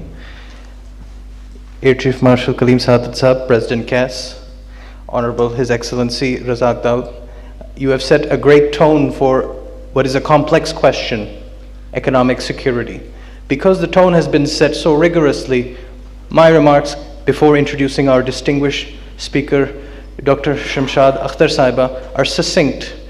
What I want to convey now is that our government has set at the core of its overall security strategy very much the idea that economics is important. Anybody you ask will tell you that economics is important, and our thinking is being shaped around those lines now, thankfully. But economic security is a nebulous concept. Try to look up the literature on it, academic literature, and you won't find as much concrete stuff as you might imagine. For that reason, my ambition for the remainder of this panel is that we get nuances teased out. And those nuances regard some of the interplays of economics and energy, economics and globalization, economics and climate change, economics and diplomacy, and the list could go much, much further. But this is a good first step, and we should probably save something for the sequel to the first Islamabad Dialogue, save something for next year as well. And so now I have the pleasure of introducing Dr. Shamshad Akhtar Sahiba, who was a person of immense prominence. She was our caretaker finance minister at one point. She was, more importantly, former governor of the State Bank of Pakistan, and she has held very important advisory posts at the United Nations and worked closely with the World Bank as well. And my request to our distinguished speaker is to help set priorities in economic security that are premised on her rich experience in observing Pakistan and even guiding much of the economic policy in her various capacities. So we draw upon her guidance in prioritizing economic security going forward. After that, I would like to reach out and introduce the other speakers as well. But for now, I defer to Madam Shamshad Sahiba. Thank you. Bismillahir Rahmanir Rahim, and Assalamu Alaikum to everybody. Air Marshal Saab, advisor to the Prime Ministers, both of them, Razak Dawood Saab and Moid Yusuf Saab. Thank you for inviting me, Moid. Thank you for moderating this session. Economic security is undoubtedly critically linked to national security. Both are mutually reinforcing. However, disruption in one drags the other down, and vice versa. Hence, there is need for a holistic and granular understanding of the economic vulnerabilities, their intricate nexus, relationships, and risks for national security. A proper diagnostics of security risk requires surveillance of the global, regional, and domestic challenges, be it Pakistan or any other country. It also requires an assessment of opportunities for global alliances while tapping regional economic cooperation and integration potential. If one sub-region doesn't want to partner, we move to another alliance. That has some substance, of course. Robust and result-oriented partnerships thrive on trust and confidence, and for these to be successful, they need to be anchored on institutionalization of peace and security. And as a student of EU, the Union, and ASEAN particularly, I must tell you that they were all initially anchored on peace and security, where there is an intergovernmental process underlying it. Now, there may be skirmishes here and there, but bottom line is to get peace and security right. Economic security lays the precondition for integration. Cross-border infrastructure connectivity and financial security are critical to promote trade and investment. Develop regional and global public goods so that you can give comfort to outsiders, and navigate through shocks and shared vulnerabilities with support of long-term adaptation and mitigation strategy. National security allows countries to be respectful, global and regional citizens to attract economic and business relationships. And I don't care what international institutions say. I, as a citizen of Pakistan, want to be proud when I go with the international fora and say, well, I have achieved this compliance with the international standards. In contextualizing debates, there is need to recognize very briefly the international cooperation architecture, which I do believe has not served us very well as Pakistan, except for giving us more and more burden of debt, as I see, because we never fulfill the conditionalities or the policy frameworks that they ask us to structurally reform. So first, a word on this architecture. Globalization and multilateralism fostered economic and trade growth and development gains undoubtedly. However, confidence in it has eroded as world moves from economic and financial crisis to pandemic and now sovereign debt surge with climate crisis unfolding as we speak. Unprecedented economic contraction from 2020 has resulted in loss of output, reverse progress achieved in reducing poverty, and resulted in job losses and growing inequalities. This is a very big shock. Second, global governance mechanism has delivered some results to the world, but it is fractured and dysfunctional given the US-China tariff, currency, intellectual property rights, and other disputes, inability of UN Security Council to resolve long-standing political dispute, or pushing for MDBs to give voice to developing and emerging markets in sync with the demands of multipolar world. Security Council itself does not give effective representation to multipolarity. Third, as global uncertainties and divergence in recovery across the advanced and developing countries happens, the disparities and inequalities across and within countries will widen and breed economic insecurity, not only in our country, but in our neighborhood also, who knows. My fourth point is that the exogenous shocks are a reality, and regional destabilizing rifts will also remain a reality. So strengthening economic security has to be within our own geographical jurisdictions. It will have to be a prerequisite for feeding national security and national security feeding our economic security. So what ought to be the new drivers of growth and trade? They of course call for global community, not just our sub-region, but we want global community to encourage peace in South Asia region. They are behind ASEAN, I can tell you, because I have worked within the ASEAN tracks. With South Asia, intra-regional trade is barely 6%, and I know you all know this. There is, however, need to tap intra-regional trade opportunities in this region, which are anywhere from 80 to 200 billion, as per the UNSCAP that I was leading at one point. And we need to, of course, if we can't resolve the politics, we can move towards the other partners. We have to work to reduce our trade costs. I know collectively the trade cost of our sub-region has to be reduced by 40% to bring it at par with ASEAN. And I think it will be a long way to have intra-regional trade of the level of ASEAN. So, of course, there's a lot of potential within SAARC.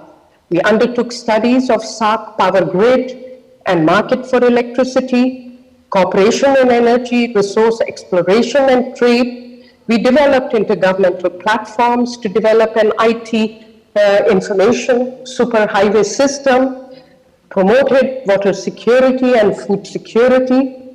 And of course, all this was with the desired intention to help the welfare gains for the public. Now, having experienced what I experienced in the South Asian tracks within the United Nations, my advice for Pakistan is to not only move on to the other friendlier components of the South Asia, but also go to ASEAN. India has fostered its relationship with ASEAN. And I was very much honored that the Indians invited me to speak on their India-ASEAN partnership. United States, China, Korea, New Zealand, Australia, all of them are behind the ASEAN. So why can't we try to penetrate in the more friendlier market of ASEAN and develop intra-regional trade there? My fifth point is that sustainability has to be at the core of economic security and leveraged through regional cooperation, as several sustainable development goals are transboundary in nature. Cross-border challenges such as climate change, water, food security, disaster risk reduction, ecosystem, natural resource management, sustainable energy are all complex endeavors, undoubtedly. But collective management of shared vulnerabilities and risk is the way forward as we are hit right and left by climate and disasters which respect no boundaries. At the same time, food, water, energy security cooperation could ease supply constraints and nurture efficiency. My last point, the sixth point, is that despite endorsement by Parliament, implementation of sustainable development goals, which is supposed to yield us a superior economic model, has unfortunately been very slow and uneven, relegated only to the Planning Commission, while it should be driven by diplomatic as well as the sectoral tracks at the highest leadership. Most worrisome to me are the climate change impact on food, energy, water security, and lack of effective management of nexus between these three. We call basically that SDG integration analytics, which is now being propagated across the world. Pakistan, unfortunately, is ranked 5th in the list of most vulnerable countries, with the greenhouse gas emissions expected to rise by 300% by 2030. It's a time when we should be getting rid of it. And implementing nationally defined contribution will require us $40 billion. Countries' air quality is second worst in the world. Temperature increases will be above global temperatures, and there is onset already of glaciers melting. Floods, as you all know, are recurring phenomena. Moody's has placed Pakistan in the most susceptible category to physical climate change, negatively affecting our sovereign credit risk and increasing the risk premium demanded by investors and creditors. So to mitigate the risk of the climate-related disasters, which will come close to none, is to ensure food security for our fast-growing population. The government's agriculture transformation plan, which I just got from some colleague, is a welcome step. Investment in resilient agriculture, water management practices, effective management of groundwater is critical. energy transition has yet to unfold in Pakistan. We are going towards coal when the world is going towards cleaner sources. Well, I know we had no other choice. It is well recognized that increasing solar and wind capacity from 1,500 megawatt that we have today to 4,000 megawatt will raise its share to at least 30% of the total installed capacity by 2030. It would represent a least cost expansion scenario. It'll give industrial competitiveness because renewable energy is cheaper. It'll enhance our security and reduce GH emissions. Renewable energy policy has been there for 2 years. No increase in renewable share within this country except for drips and drabs. So let me conclude. A well-sequenced action plan to lift Pakistan's economic security, which would reinforce national security, calls for political solidarity, which would reinforce, of course, national security, but we do need political solidarity. We do need private sector involvement and community action. And Razak Dawood is right. We have a very rich corporate sector, but we need this corporate sector to work without subsidies, without rent seeking, without getting any undue favors. Least of all, to be seeking basically what has been just talked about, tax holidays and tax incentives. No country has progressed with tax concessions and tax holidays. I can tell you from my 40 years of international experience, you end up wasting a lot of resources and you develop industries which can't withstand the international competitiveness or international competition. Pakistan, however, to me, the most worrisome faces macroeconomic insecurity and vulnerabilities that are compounded by the investment saving gap, which have been yawning. Fiscal deficits, we were told, would come down, but they have again reached record levels, requiring high recourse to borrowings. Current account compression in the wake of COVID is driven by curbing import demand. It will hurt industrial revival and industrial diversification. Rise in foreign exchange reserves, unfortunately, are primarily debt and FX deposits, sourced rather than earned through export earnings. So where is the economic security? We have to really strive harder for that. Unless growth regains strong momentum, low domestic resource mobilization, and low non-debt creating FX flows will raise debt sustainability risks. The biggest security risk today, to me, is unsustainable debt.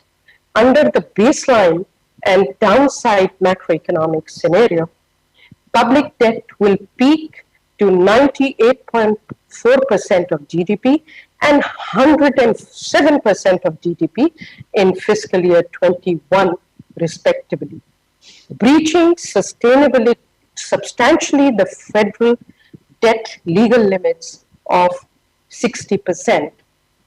Combination of exchange rate depreciation, weak macroeconomic fundamentals, repayment of market borrowings, and transfer of power holding private limited debt, which we have now acknowledged to be a general government debt, has all contributed to the unsustainability of the debt. But getting the arithmetics right was right, as Razak Dawood said, getting the figures and getting the analysis right is critical. So debt risks have mounted at a time when Pakistan has benefited from the G20 debt relief, which in the first round is close to 1.8 billion, and it will benefit for another year or so because G20 is working towards giving an extension of the debt suspension service initiative that I also am behind the scenes working with the G20 think tank group. So a state's risk vectors have to be shaped by the structure of the economy. Unfortunately, we have state domination in the industrial sector. The quality of our political and governance would be improved so that we could entertain the idea of having more integration, if not at a regional level, at the global level, because after all, we are a very open economy. But for all this, we need to improve the state of our finances. And we have to recognize that unless and until we diversify our sources from the banking to non-bank and capital markets and long-term institutional investors, including insurance industry, we are never going to have the depth and diversification so critical for growth and competitiveness of a country. Thank you so much, Moid Saab, for inviting me. Thank you, Dr. Saiba. After hearing the remarks of His Excellency Razak Dawood Saab and Dr. Shamshad Akhtar Saiba, you may start to feel a little bit overwhelmed, even though they express optimism, because there are so many dimensions to discuss in the Pakistan context specifically. And so what I would like now is for us all to take a step back with a bit of higher order thinking. For that, I wish to invite Professor Miles Kaler, Distinguished Professor, School of International Service at American University, and Senior Fellow for Global Governance at the Council on Foreign Relations. His talk is going to be about economic security and globalization, which I think puts us and our condition in terms of economic security in a wider international context, which is transforming beneath our feet. Please, I yield to you, Professor. Thank you very much. I'm honored to be included in this very distinguished panel in a conference that is considering security in its broadest context. And I've been asked to address in a very brief set of remarks two controversial and contested concepts: globalization and economic security. Controversy surrounds these concepts because some regard them as simple opposites. Globalization, which has involved the opening of national economies to cross-border flows of all kinds, necessarily reduces economic security in this view. And during a global pandemic, one with severe economic consequences for both industrialized and emerging economies, it is easy to accept this position. Perhaps, however, this argument continues. The argument has been ended by the pandemic itself, since some have predicted that it has damaged economic globalization beyond repair. I would argue against both the proposition that globalization is winding down and that globalization is inherently damaging to national economic security. Let me address the first point. Even before the pandemic, globalization had become what The Economist magazine termed slowbalization. Following the global financial crisis, financial flows did not return to their previous peak, and global trade appeared to reach a plateau. As the Harvard economist Paul Antras has pointed out, however, on other dimensions, globalization continued to progress. For example, pre-pandemic, the share of migrants in the world population reached its highest level since 1990. I would point to two other features of globalization over the past 20 years that are particularly significant for economic security, and I would argue they will persist. The explosion of cross-border digital flows and the digital transformation of growing sectors of the economy, and the central importance of global value chains in the world economy and in world trade. Rather than creating new vulnerabilities for national economies, I would argue that these two features of globalization revealed pre-existing vulnerabilities and may contribute to enhanced economic security in the long run if they are properly managed. So what are the sources of economic insecurity in a globalized world? I mean, we will have many points of view on this panel about that, but I would point to three very briefly. First, and this is the conventional view, the actions of malign actors, what might be termed the classic concerns of economic security. Vulnerabilities that can be manipulated or exploited by other actors, whether states or non-state actors. Certainly, digital flows reveal new vulnerabilities. To name only one, the threat posed to financial systems undergoing rapid digital transformation that has been accelerated during the pandemic. At the same time, the sector has experienced the second largest share of COVID-19 related cyber attacks from criminal networks as well as states. So after the health sector itself, it is the financial sector that has suffered the most from these cyber attacks during the pandemic. There's also the issue of illicit financial flows related to an array of crimes, which remains a persistent problem for both global North and South, and in certain respects has been enabled by the growth of digital flows cross-border. Intricate global value chains have also become a source of concern as national rivalries intensify. The economic clash between China and the United States has been driven in part by an effort to decouple its global value chains in areas of military utility and technological importance. But this conventional concern over the threat from malign actors exploiting vulnerabilities does not capture other challenges to economic security in a globalized world, some of which have been mentioned by the preceding very distinguished speaker. The second source is the policies of major economies that can create unintended negative consequences for others. We can see, looking ahead, the fiscal stimulus recently passed in the United States is likely to create US interest rate increases, which will increase the debt burden of developing countries. The US didn't intend that, but that may well be the consequence. In similar fashion, the effects of the US-China trade war have been positive for some developing countries, but damaging for others. And third and finally, there are shocks of many kinds, whether originating in policies or natural disasters, that can now ripple very rapidly through the global economy because of its interconnectedness. The pandemic, of course, is a prime example. But earlier we had the 2011 Fukushima earthquake and tsunami. We have a current supply shock from the shortage of chips, which was unexpected because of the revival in world trade and has caused great distress in the United States automobile industry. And of course, in the longer run, and something that will be addressed by other speakers, climate change. So these shocks are a third and very important source of insecurity. What can be done?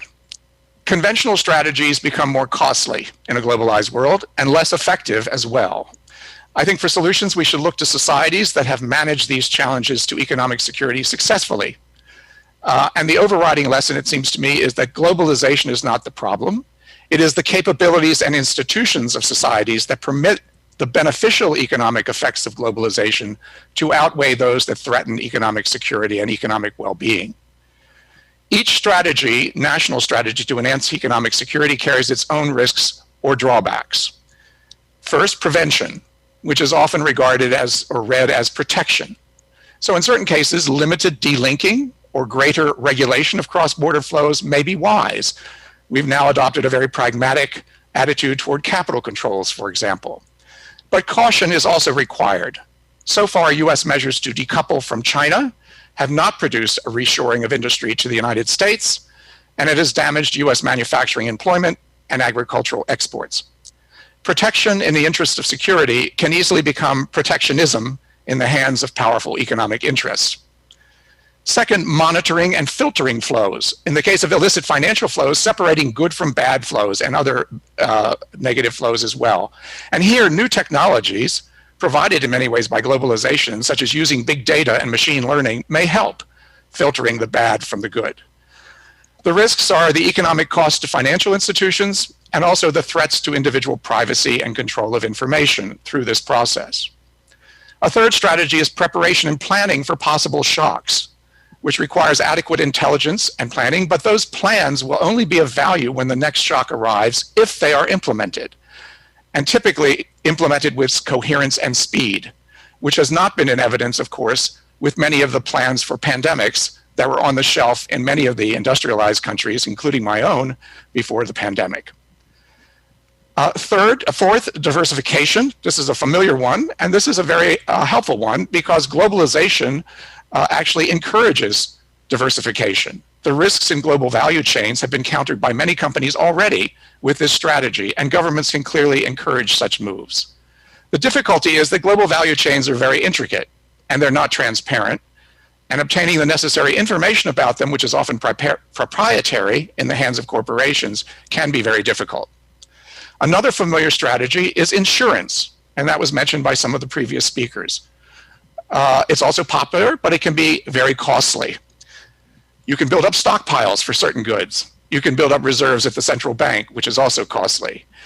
But also, and often overlooked, you require social insurance for individuals and families in the society as well against shocks of various kinds. And you can learn from past experience and adapt institutions accordingly, creating nimble and innovative national institutions.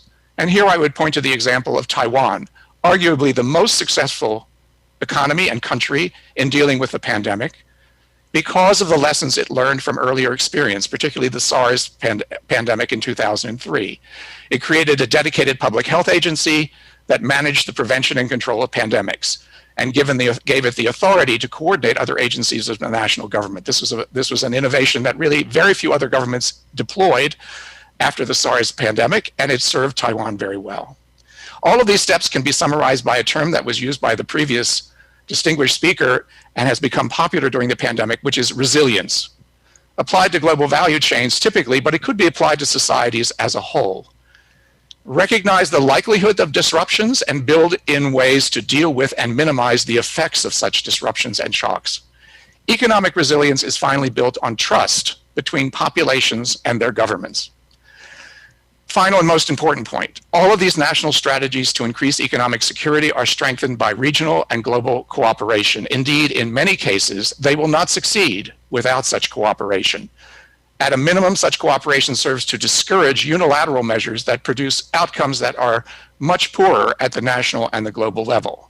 And here I would point to a recent study by the Rand Corporation, which documents the cost to the industrialized world from vaccine nationalism. In other words, if the entire world is not vaccinated, there will be serious effects on the growth prospects of the North. So that demonstrates the interconnectedness and the requirement of global cooperation, even for purely national economic interest and security. So in conclusion, I would say we can assume that globalization may change, but it will not and has not gone into reverse. And given the many shocks that the global economy has experienced in the 2 decades of this century, sharing its benefits, as well as countering its negative effects, will continue to present major but not insurmountable challenges to national governments that aim at the security of their societies. Thank you.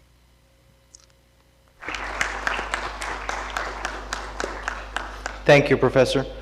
I think one important takeaway from your enlightening talk is that what we see in our local context in terms of the challenges to economic security are also echoed around the world in a wider context.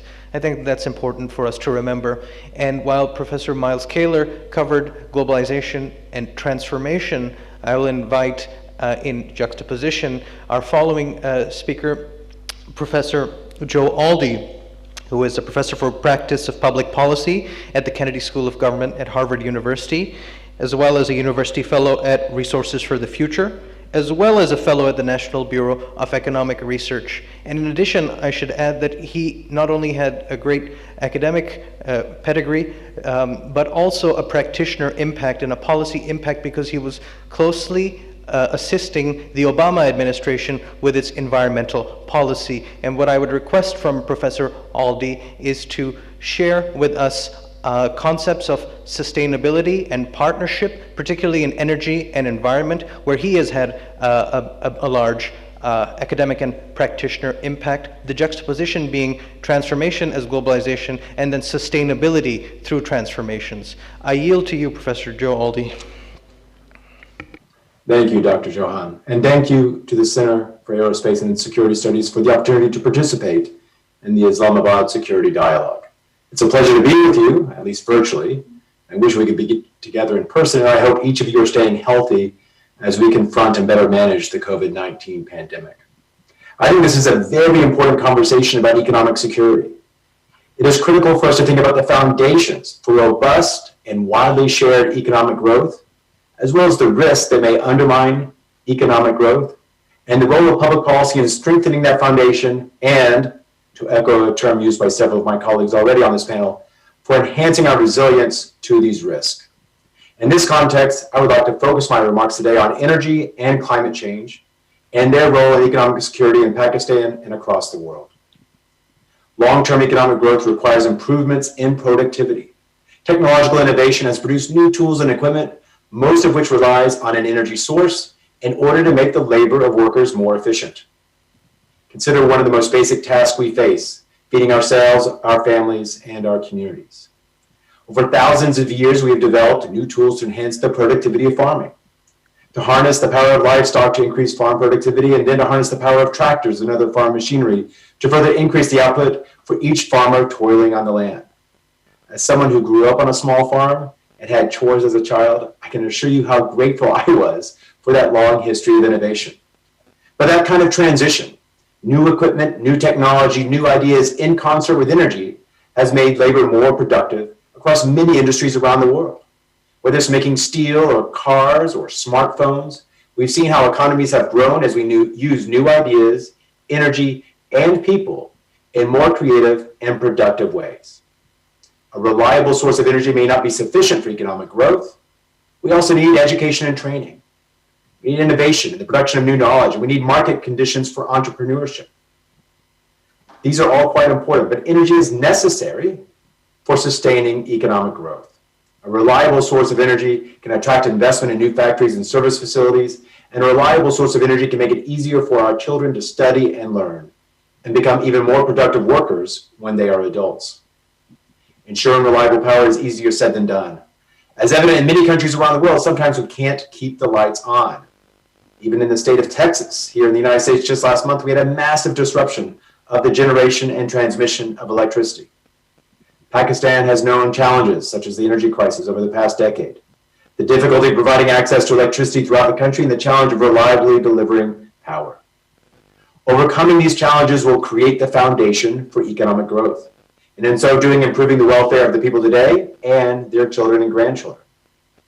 When we look back, for example, in the year 2013, the Asian Development Bank estimated that the power shortages in Pakistan cost about 2 to 3% of gross domestic product that year.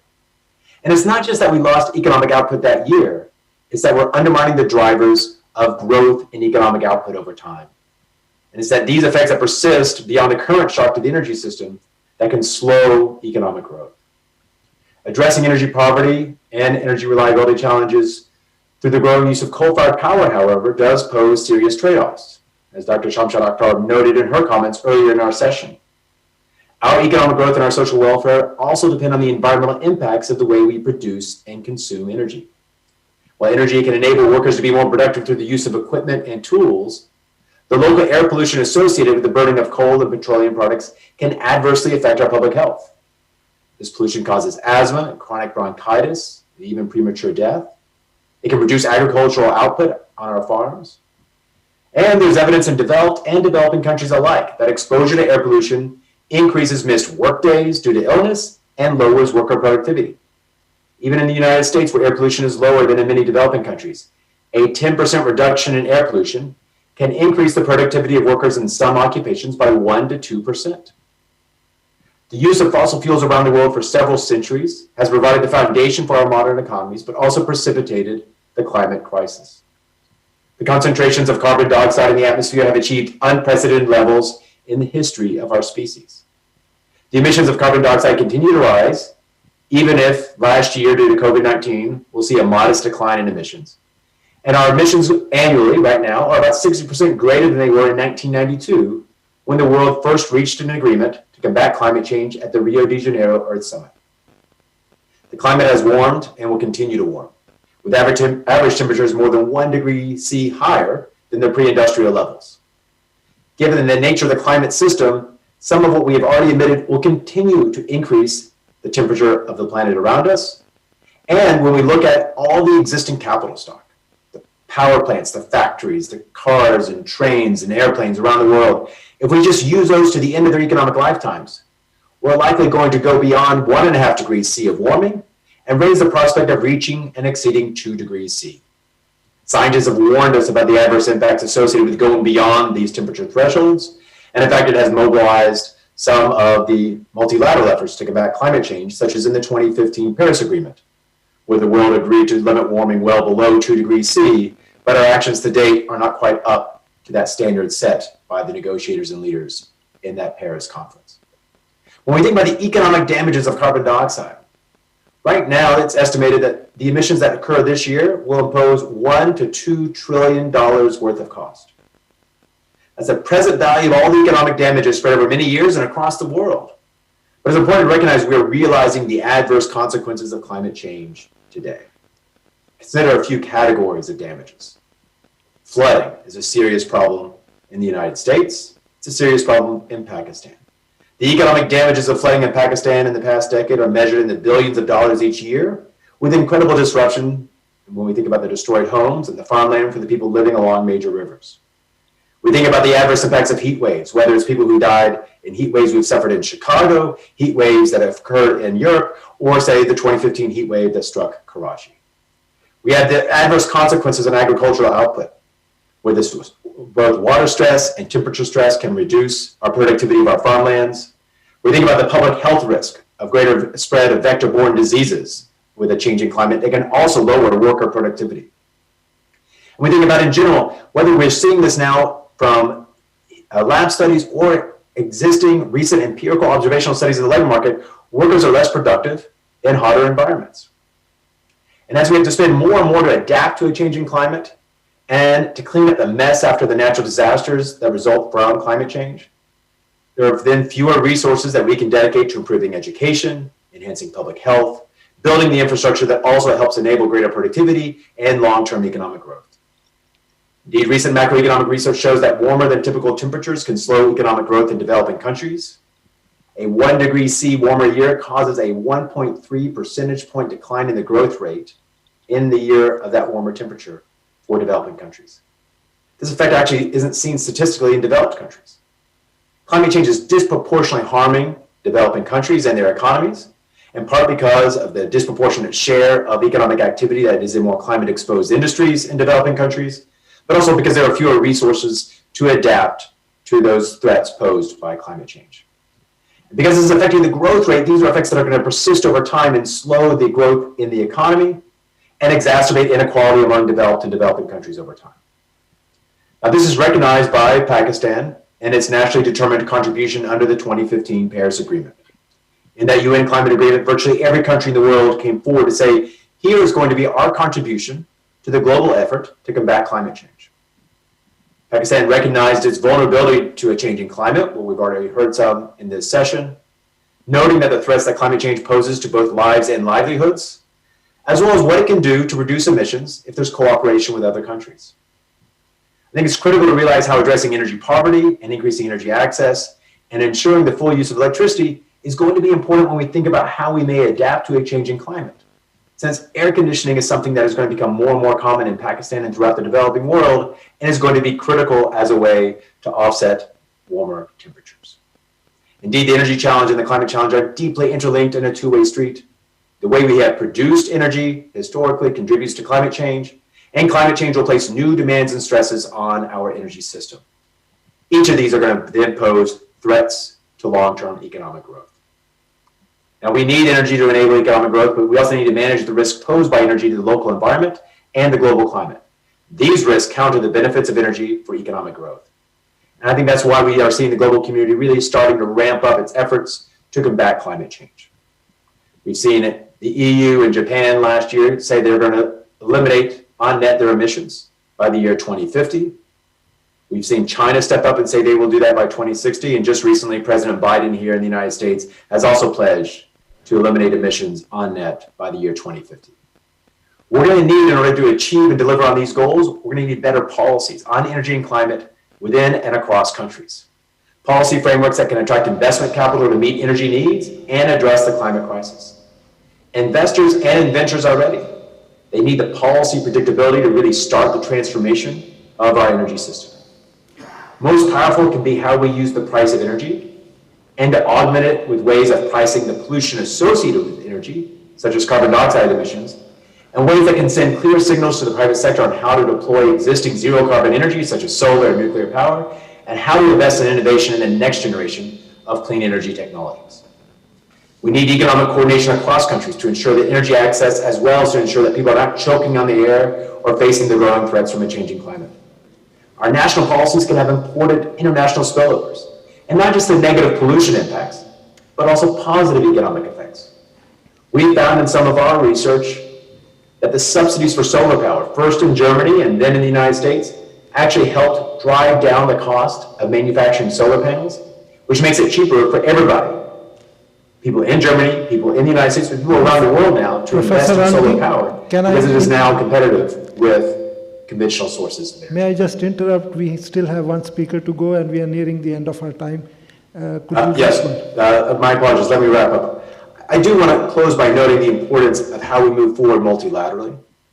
We're going to see that this year with Glasgow, the Conference of the Parties in November. But we're going to see this in many other economic and political fora, whether it's the UN General Assembly, the G20, coordination of central banks around the world.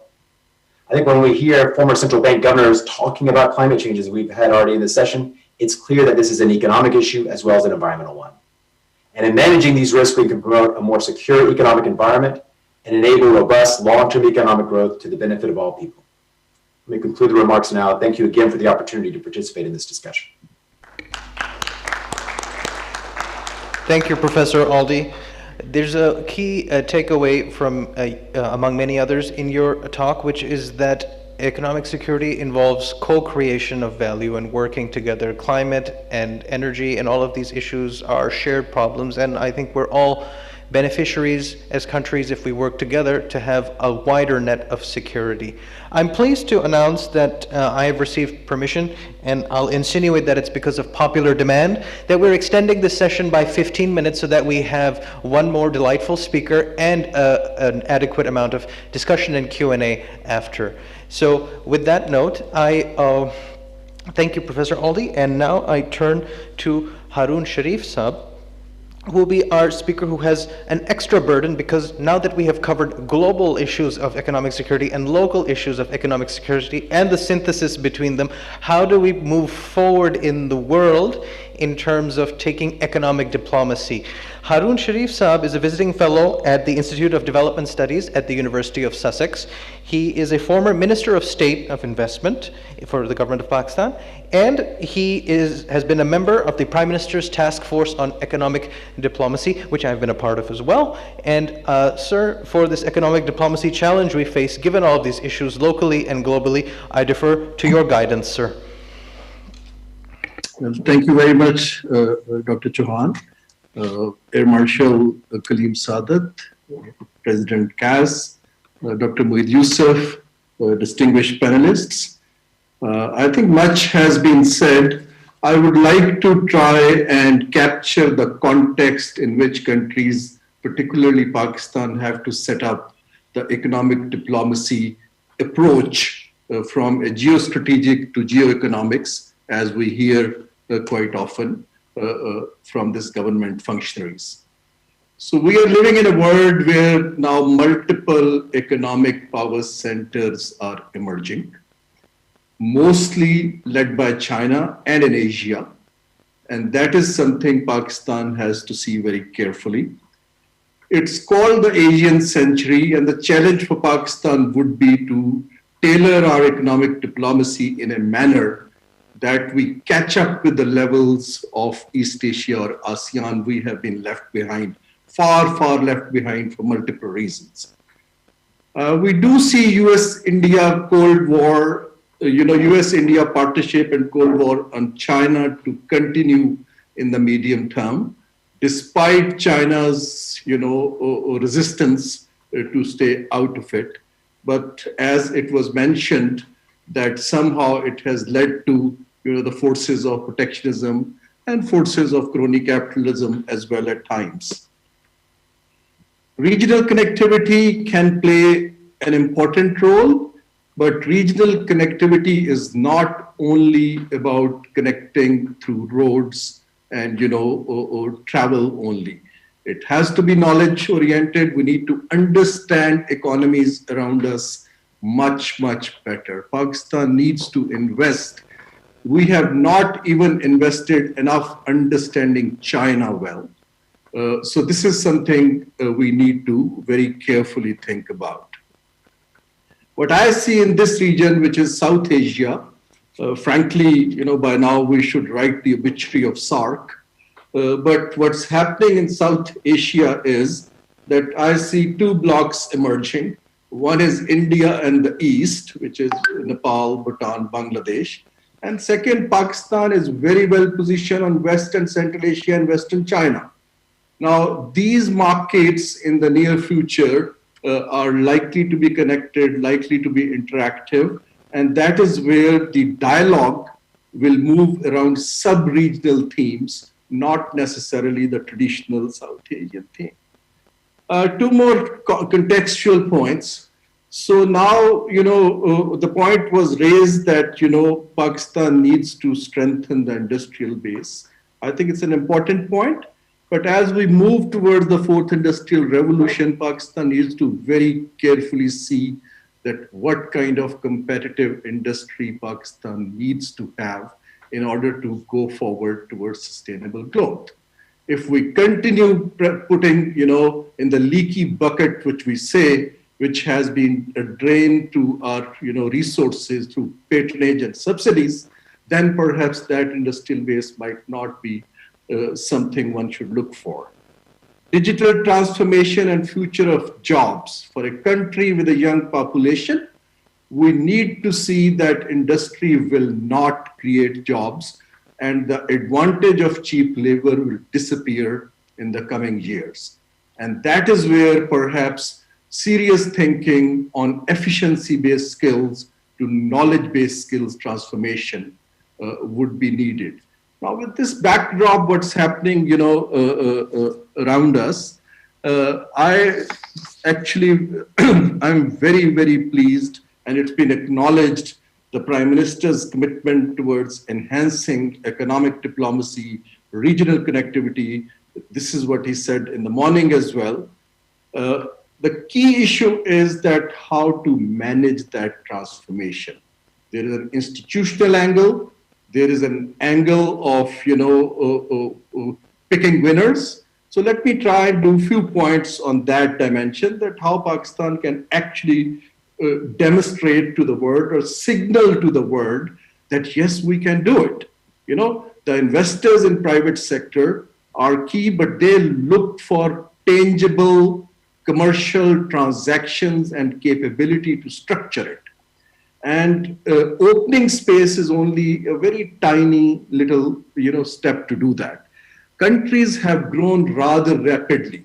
So, this whole school of notion that economic development is a very long process, it's partly holds, but look at Indonesia, Chile, Cambodia, Vietnam, the growth has come in, in the span of 20 to 25 years. So we need to learn from these, the people who have really grown in our lifetimes. And Pakistan can do it if we put our house in order. Now, as I've mentioned, that no country in the world has achieved geostrategic to geoeconomic transformation without breaking the mindset which says that we can't do it. We need to look at it that, patronage-based industry hasn't really helped Pakistan at all. And the massive borrowing which we are getting into without building innovative financing and saving instrument in the financial market will continue to push us. Now, Pakistan's growth projections are 1.5% to 2% for next 2 years. Now, that is no way enough for a population of 2 million young people coming into the labor market every year. Now, we have very bright opportunities. I'm not at all pessimistic here. I'm just giving you the challenges which we need to get out of denial and actually face it and do it. And countries have done it. Now, what we need to look at is that if we need sustainable growth, we need to look at it very carefully, our comparative advantage, which is not based on state patronage. Now, for instance, Pakistan could be a hub of food security, not for only our own country, but also for the smaller countries in the region, in the Middle East and Western China. But for that, we need to make massive investments in research, in economic zones, in value addition. Why companies, large corporates, we all need. But large corporates will only come to this country or be formed if they have the comfort level that any dispute resolution, any other issue will be resolved within the law of the land. What Dubai has done, what Qatar has done, what Kazakhstan has done, they have set up independent financial centers where dispute resolution, where flow of capital, where banking systems, everything is housed there, and nobody can touch you, or harass you in property rights and other things. Pakistan needs to bring in foreign investors here, open up the market, give them comfort zone that yes, if you come here, you are protected. At this point in time, the fragmentation and over-regulation of the state actually stops the number of corporates entering, Pakistan. So what I wanted to say was that if we can seriously look at our economic model based on our competitiveness, we have wonderful, pockets of competitiveness.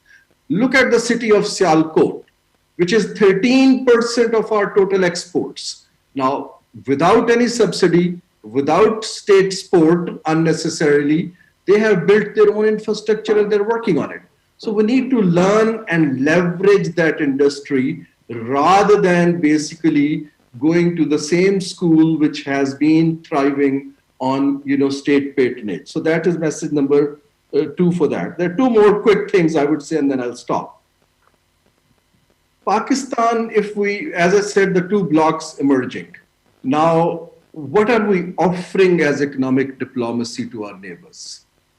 Now, there has to be a commercial value proposition. And one of the key things at Sussex, I'm working on China, post-COVID China. One of the key things which China has done in economic diplomacy is that they first put economic commercial transactions on table and structured the dialogue around transactions rather than opening up space and waiting for somebody else to make the transactions. Now, Pakistan at this point in time in our government system does not have the capability to come up with transactions of regional nature. We need transaction managers, we need engineers, we need financial sector experts. We don't have financing. I would make 2 propositions for that. And this proposition is actually based on some realistic dialogue. I think Pakistan should lobby and reach out to China and set up the regional office of Asian Infrastructure Bank in Pakistan. That will not only bring the resources, and it should cater Central Asia, Afghanistan, and others, but it will bring much needed capability to do transactions. And at this point in time, similarly, Asian Development Bank's regional program makes absolutely no sense being in Manila. So frankly speaking, the proximity in future, Pakistan should try in multilaterals. Let me tell you, India at the moment hosts 14 multilateral programs in Delhi, not in Washington. So Pakistan needs to look at it that how we can offer a space that people move in.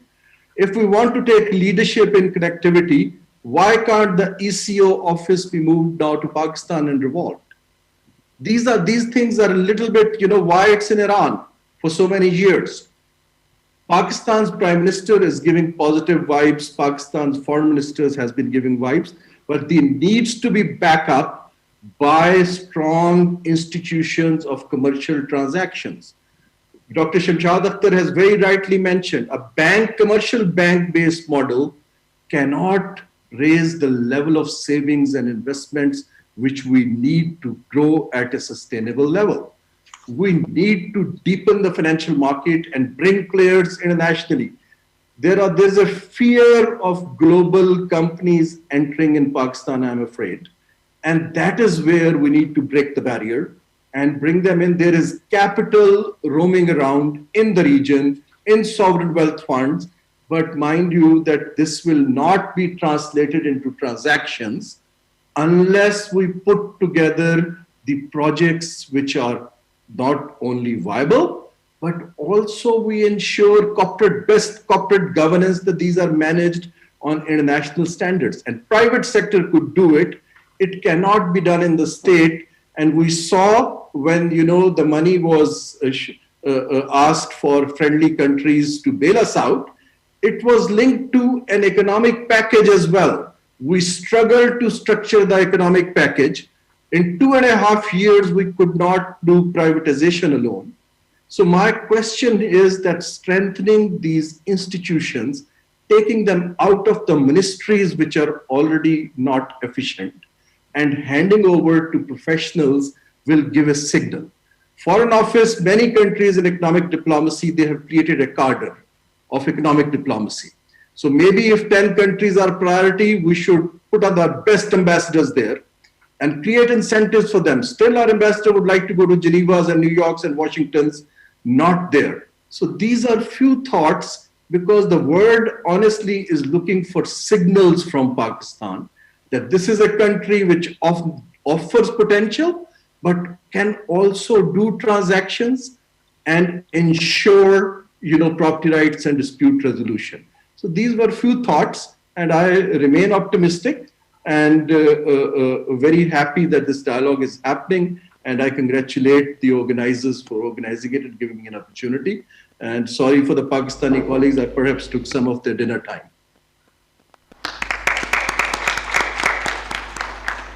Thank you very much, Harun Sharif Saab. That was a very good coverage of the challenge that we face and how we can move forward in terms of economic diplomacy. I want to acknowledge that the social media has been active and has sent us some questions. So I want to acknowledge it, but I don't want to pose those questions because they're very well covered. For example, 2 were about how can we move forward with economic diplomacy, which was the crux of Harun Sharif Saab's presentation. That was Zainab and Aisha. And then there was another question by Zishan about the impediments to a progressive economic regime, which I think is the crux of every speaker's presentation. So what I would like to do instead with these 10 precious minutes is to ask about the microphones and ask the audience to pose questions. So if the microphones get to them, otherwise please raise your hands as you have, and I'll ask you to articulate. I'll re-articulate into the microphone. Sir, please, in the gray jacket. My question is very simple and short. The Canadian Indian scholar T.V. Paul in his book, The Warrior State, Pakistan in the Contemporary World, has proposed the thesis that Pakistan's geostrategic unique position in the world has actually become a curse rather than an advantage for Pakistan. So I believe he's totally correct that Pakistan over the years has not actually been in a position to diversify its social and economic sector. So why do you believe that this has happened? Thank you. So the question of the gentleman was quoting the Warrior State book and the mentality of not incorporating economic security earlier, and why was it a warrior state? Your Excellency Razak Dawood Saab, I would request if you wish to participate in this question, otherwise any of the speakers are free.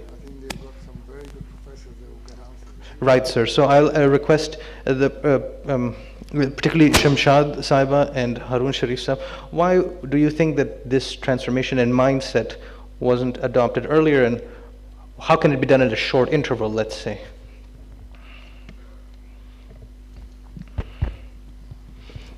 I mean to say the transition from having a traditional security mindset to an economic security mindset. How can it be achieved quickly? I think we'll rephrase it like that. Arun, you want to have a shot at it first? Well, I just said, look, this transition, it's a very interesting transition.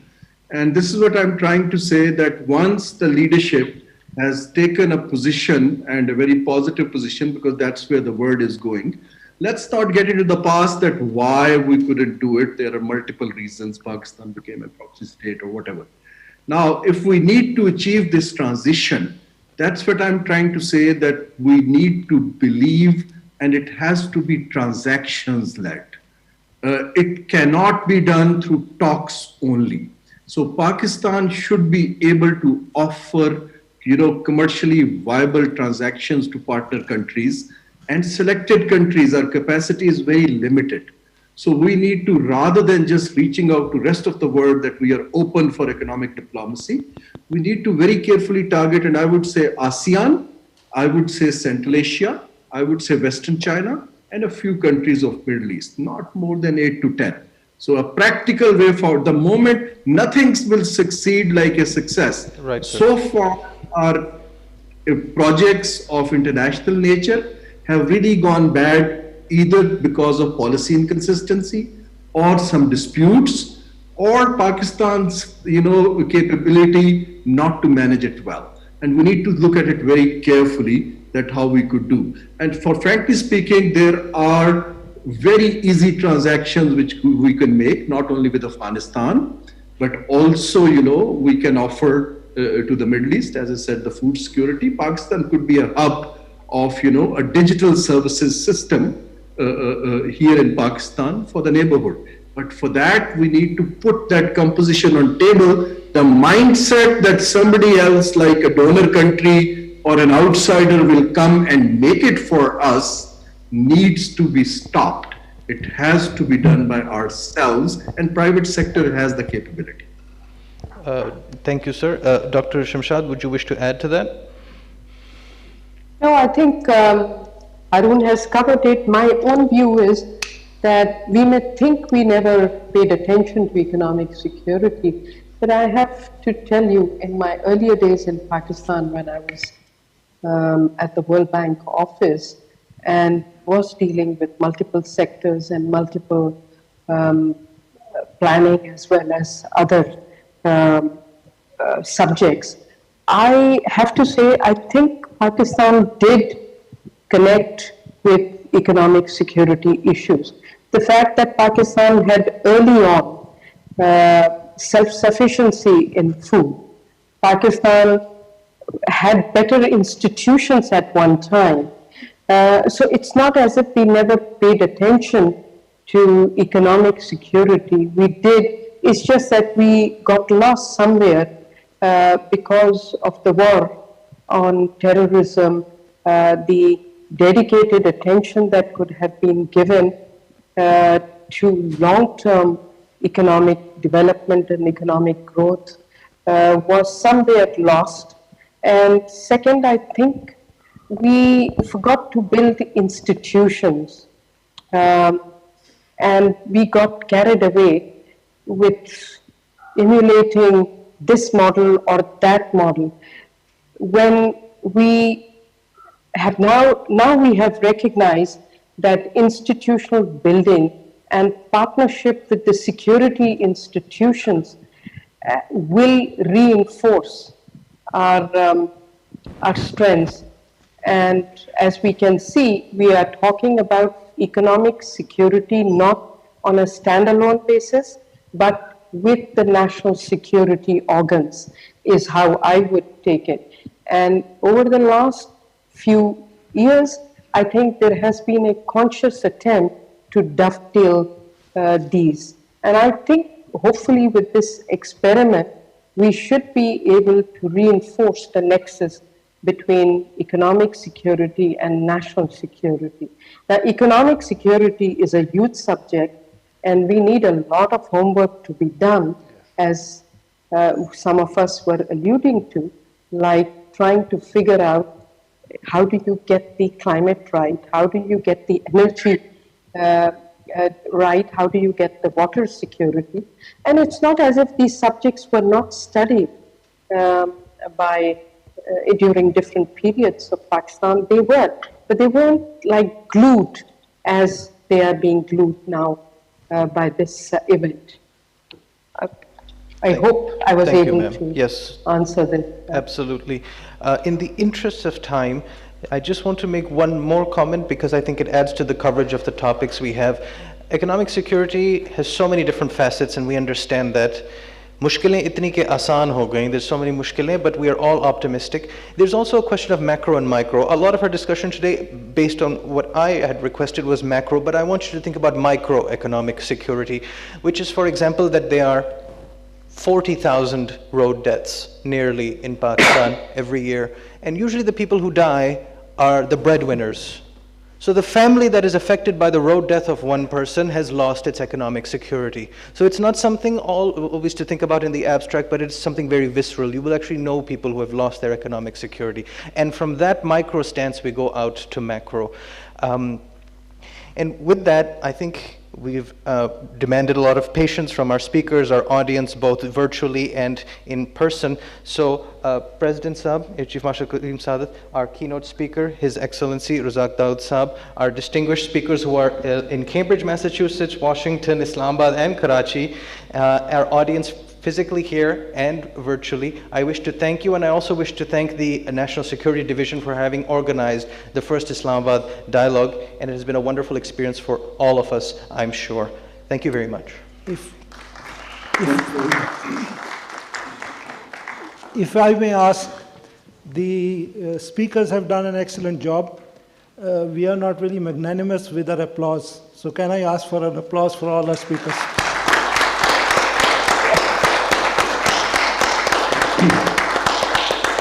Thank you. Thank you. It's been a pleasure with you. Thank you, Air Chief Marshal Saadat, Moderator, and the distinguished speakers for an insightful discussion. Now I would request you for a group photograph on the stage.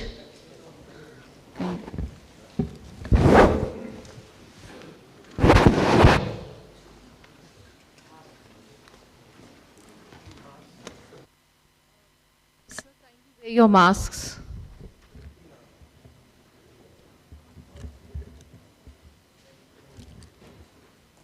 Thank you, sir.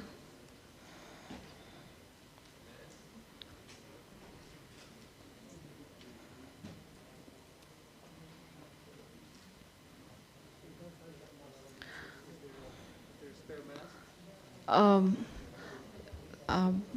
I don't think so. I think इसी तरह कर लें.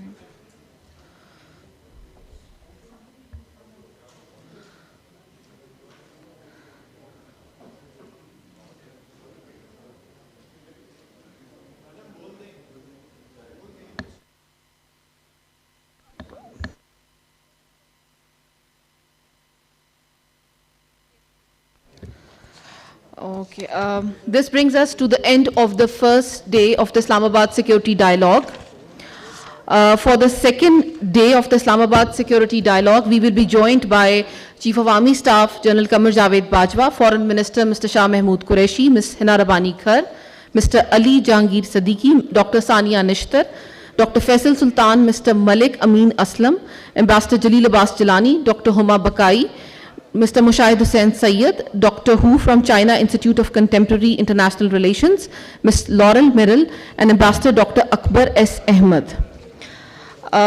For the second day of the Islamabad Security Dialogue, the key themes of discussion are human security, regional peace, and evolving world order. The opening session at 1 p.m. by Chief of Army Staff will be live streamed, and attendance will be through invites.